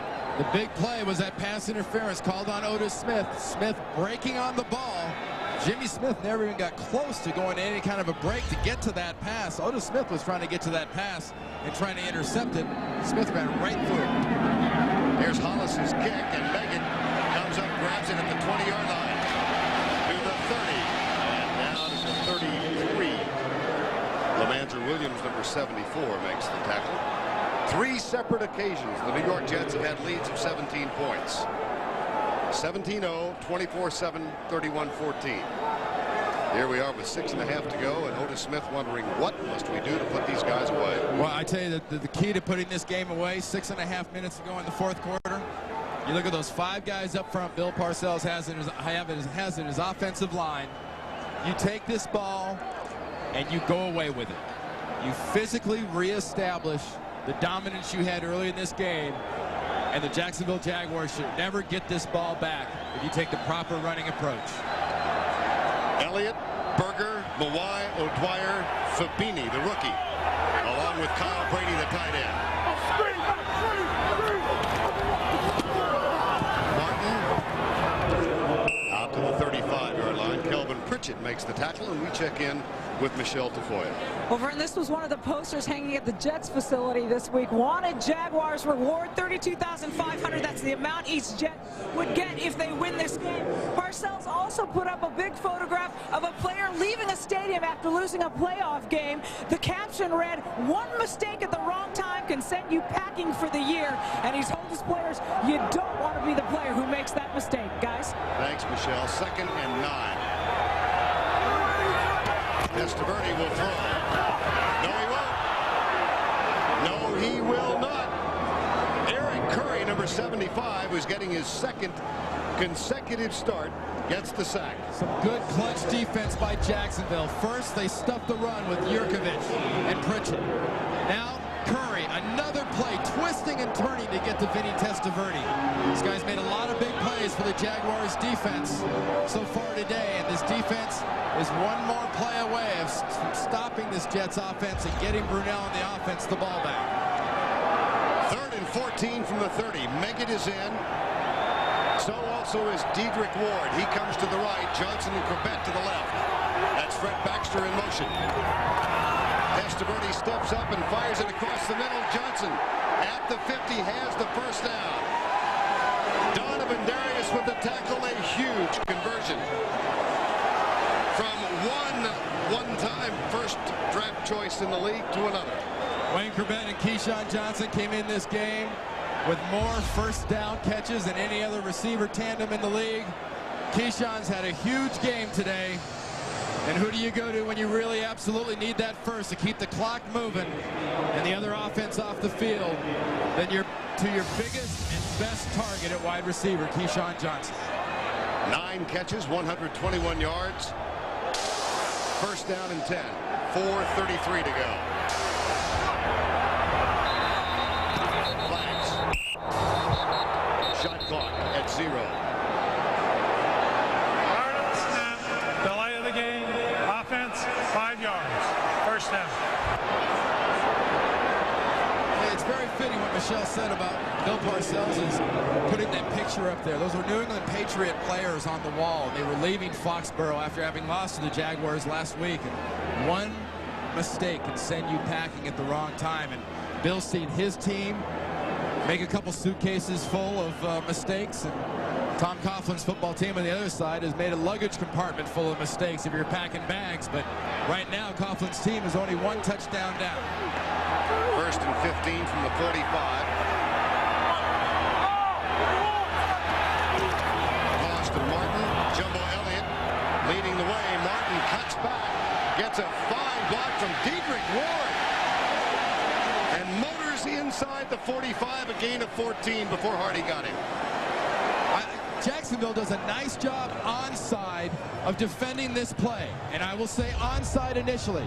Here's onside. Jumbo's going to pull. The defense reacts. But watch the backside gap and the full down develop for Curtis Martin in the cutback. It's stuffed onside. And Curtis Martin feels lack of unfriendly color in the way of jerseys behind him. Fabulous job of cutting back in a critical situation for the Jets offense. Clock still runs, 3:40 to go. Testaverde, Curtis Martin. First down, Jets at the 35. Bryce Pop with the tackle.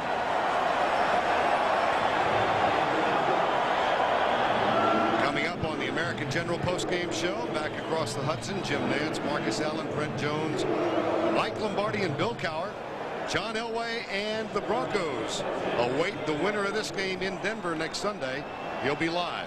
Well, whoever wins this game has got some serious screws to tighten down before you face a team like the Broncos. You make these kind of mistakes against Denver, and you'll be lucky if they only score 38 on you.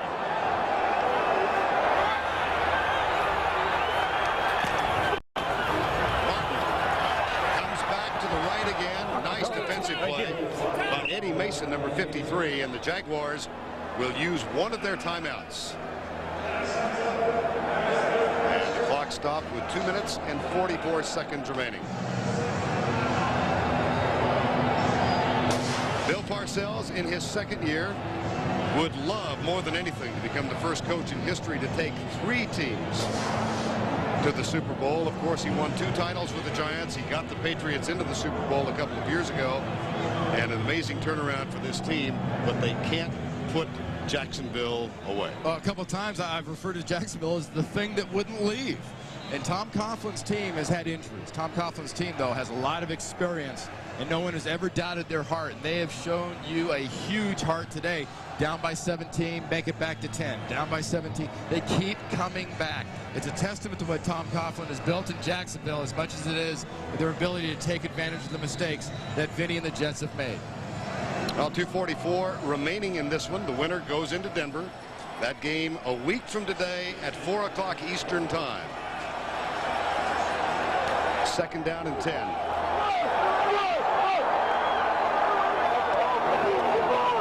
Reverse Johnson. Mawai's out in front. So's O'Dwyer.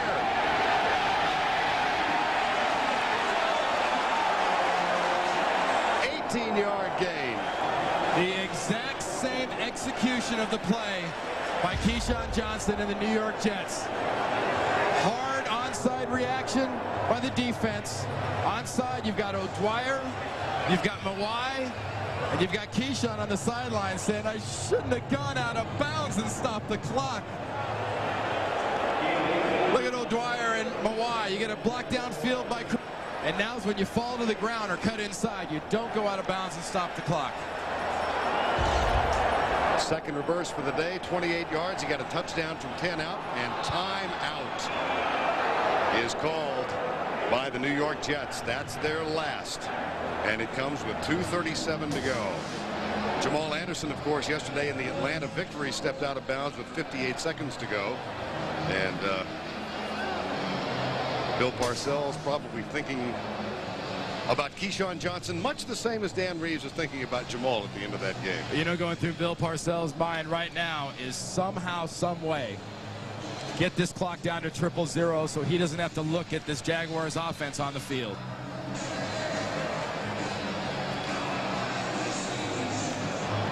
Tonight on CBS, he's got to be the world's most dishonest TV reporter. At least he was until he got caught and went to jail. Meet him tonight on 60 Minutes. That's followed by Touched by an Angel. Then it's the 25th Annual People's Choice Awards, an all-star celebration hosted by Ray Romano with live performances by Garth Brooks, Elton John, and Leanne Rimes. That's tonight on CBS. Another nice drive answering by the New York Jets. Not the physical kind. They've done it with different types of plays. But so far in this game, the Jets have 426 yards offense and 29 first downs to go along with Vinny's stats. Working the clock a little more with Curtis Martin down to the 14-yard line.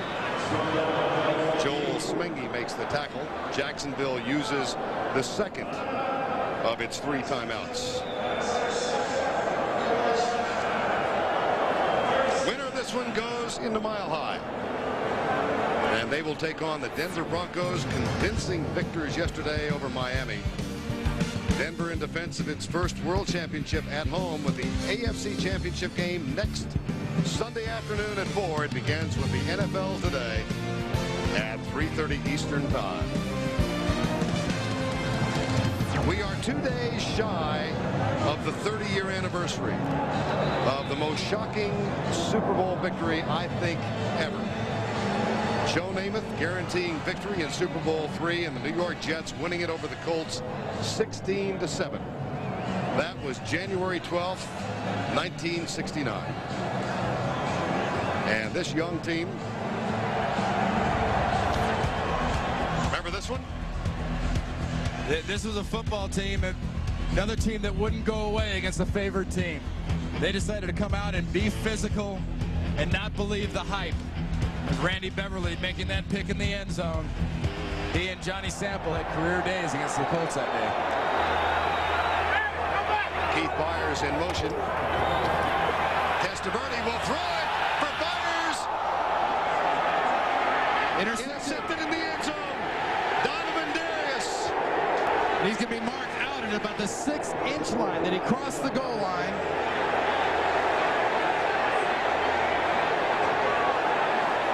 The far official was coming in, pointing at the ground. Tom Coughlin trying to make the point that he was down. Coughlin wants the touchback. And 1-yard line.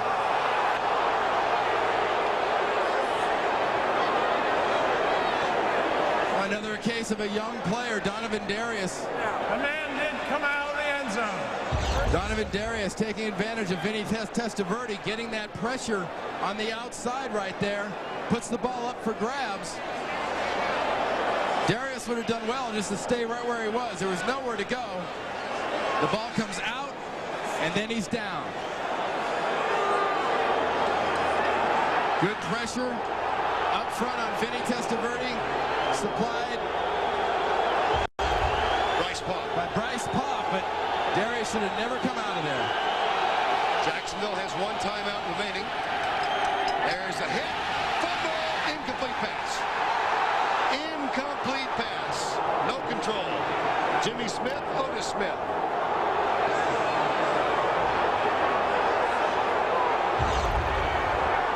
This is way more exciting than Bill Parcells had planned as things were going earlier.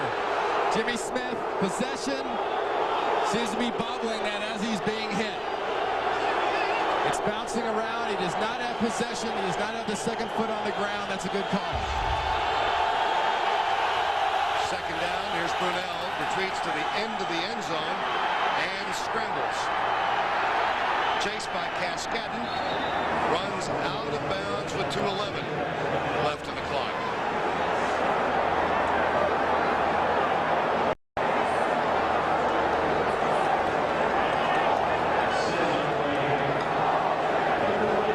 This would go straight to the top, I'm sure, of Mark Brunell's list, who's to add to that 11 career fourth quarter comebacks. Bill Belichick trying to change things up for Bill Parcells' defense. 3rd and 3.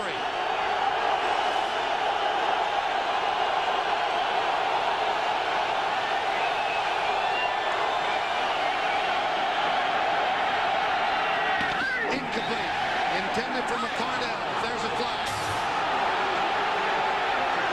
Ray Mickens defending the flag thrown from near midfield. Offensive.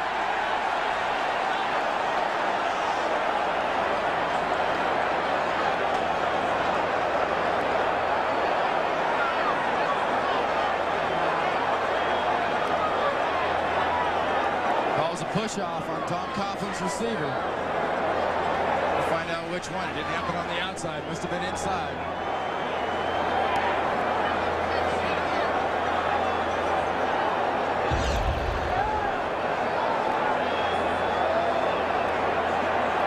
There's Mickens and McCardell entwined. Ooh, like that. Offensive pass interference, number 87.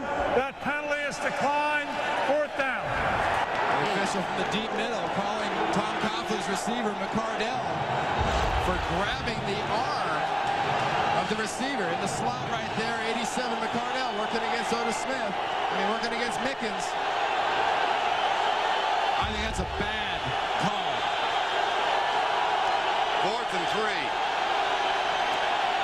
Brunell into the end zone, being chased, escapes the tackle, heaves it out, caught by McCardell. No.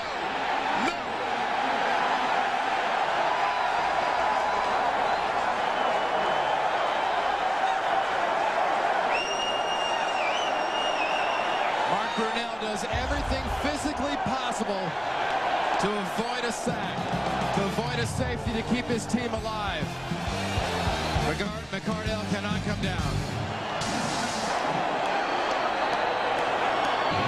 On 4th down, Mark Brunell in the end zone being chased by James Ferrier. This is how close the Jaguars came for this drive to continue. The ball, the hands, the feet are in, but the hands won't cooperate. The New York Jets, 1:59 away from the AFC Championship game.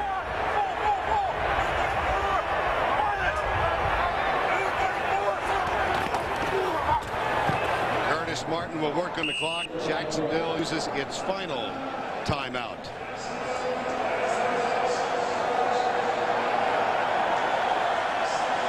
This has been a game that's been about heart and mistakes for the Jacksonville Jaguars. They made the mistakes and got themselves in the hole, but they had the heart to keep coming back, keep fighting from those deficits. Bill Parcells' Jets at times were physically dominant and as sharp as you've seen them in this 1998-99 season, but also made some pretty critical errors to enable the Jacksonville Jaguars to do what they've done. Final crowd count has just been announced, Randy. The largest gathering ever in this stadium. More than 78,000 have jammed in here. They've been waiting to explode for the better part of 3 quarters. Coming up on the American General postgame show, we'll go back across the Hudson. Jim Nance, Marcus Allen, Brent Jones, Mike Lombardi, and Pittsburgh coach Bill Cowher. John Elway will appear live and a preview of the Arizona-Minnesota game that's coming up on the final one of this quartet.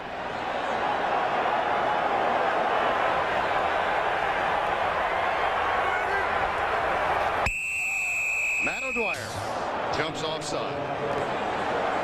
Prior to the snap, false start, 7-0. 7-0. 5 yards. Second. Hoping to apply a period to the paragraph, and they got a comma instead. O'Dwyer with the penalty. The executive producer of CBS Sports, Terry Ewert. Today's game produced by Lance Barrow and directed by Mike Arnold. Coordinating director of the NFL on CBS is Larry Cavallina. The associate directors of today's game, Andy Goldberg and Brian Lilly. The broadcast associates, Tom Coppola, Peter Smith, and Rick Angelo. Our statisticians, Dave Clancy and Chuck Gardner. And our spotter, Chris Helen. Curtis Martin to the 10-yard line. Kevin Hardy with the tackle. You gotta feel, Vern, you gotta feel good for these Jet fans. Look at that, 30 years, but worth the wait. We talked about that great game by Joe Namath almost 30 years ago down there in Miami, and how many years did these fans say and hear that same old Jets term? Bill Parcells has come in here and made this team into a disciplined force. Third down. Jacksonville can't stop the clock. Curtis Martin, and it will be fourth down. NFL Today, produced by Eric Mann and directed by Bob Matina. We'll go back to our broadcast center in less than 50 seconds. Well, Tom Coughlin, Bill Parcells, we're associates here. Bill Parcells chatting with us in his office Friday said, here's the tough thing about coaching against my friend. I know this, at the end of the game, one of us will have one more game at least for which we can prepare. The other one is going to think about the off-season program, the mini camps, the training, just to get back to this spot. Here's John Hall's field goal. There's the period to the paragraph.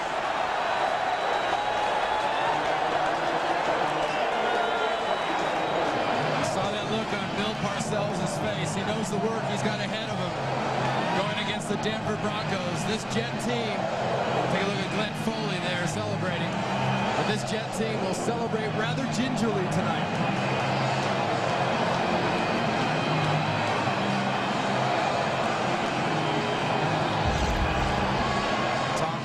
Reaction. Did we get it? And knowing that he's the one that has the mini camps in the preseason and next year's regular season, look forward to try to get back to this spot.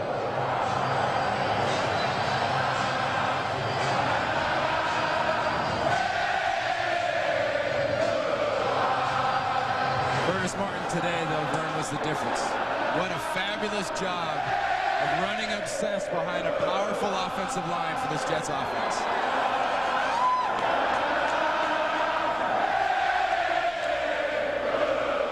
124 yards, 36 carries, 2 touchdowns. We also can't ignore what Keyshawn Johnson did. I mean, Bill Parcells' offense knew they would have to bring the whole package against the Jacksonville Jaguars because they wouldn't die easy. They gave an awful lot of that package. 1995, this Jets team won 3 and lost 13. In 96, they won 1 and lost 15. It's a live ball. And it's recovered by Jacksonville at the 40 with 20 seconds to go. They hired Bill Parcells to come in 2 years ago. The team went 9-7 last year. They had a stretch in the middle of the season during which Parcells challenged the Jets and said this is going to give us an idea of how good we can be. During that 6-game stretch, the Jets won 5 and lost 1. And the loss, shockingly, was to Indianapolis. But they came back and won their last 6. And they're going to the AFC Championship game. If you're a Jet, you can enjoy this win. It's a playoff win and it's big. You won ugly. There's plenty of stuff to improve by next week. That late game in Denver. Brunell, deep, right side, intercepted.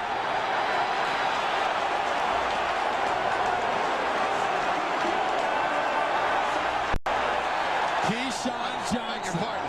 Thought it was. Keyshawn grabbed it. Keyshawn Johnson. Not only does he contribute with reverses on runs and passes, to put back there. Remember the end of the first half? Deeper than the deepest. And if you're going deeper than the deepest, put bigger than most, and better hands than everybody, and let Keyshawn do it. And as he got up, he was heard to whisper, "Just throw me the damn ball." One touchdown rushing, one touchdown receiving, and an interception. I was shocked.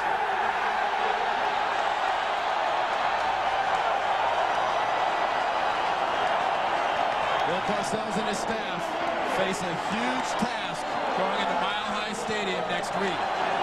Vinny Testaverde cannot make mistakes against the Denver Broncos, and the Jets defense is going to face the best offense they've seen all year long, and that includes the 49ers.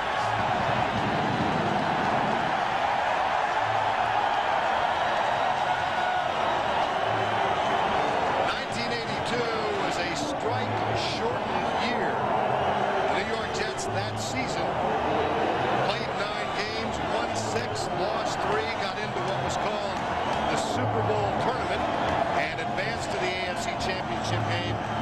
This time, just a little more of an accomplishment.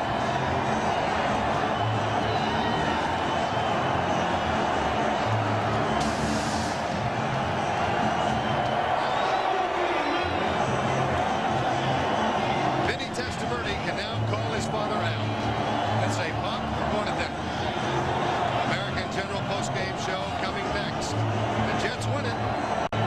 They're 8-1 on their home turf this season.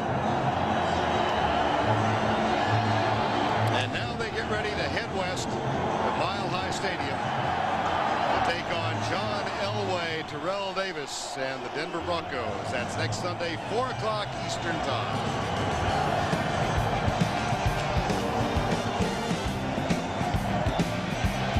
Jets win it 34-24.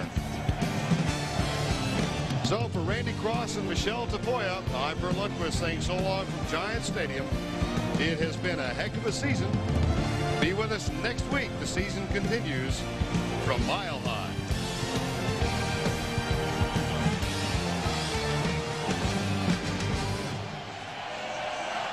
Dennis looks left and rolls right. It's a pass to Burrow. Touchdown! I'm going to call Pete. And he just wants to use them. I mean, he believes in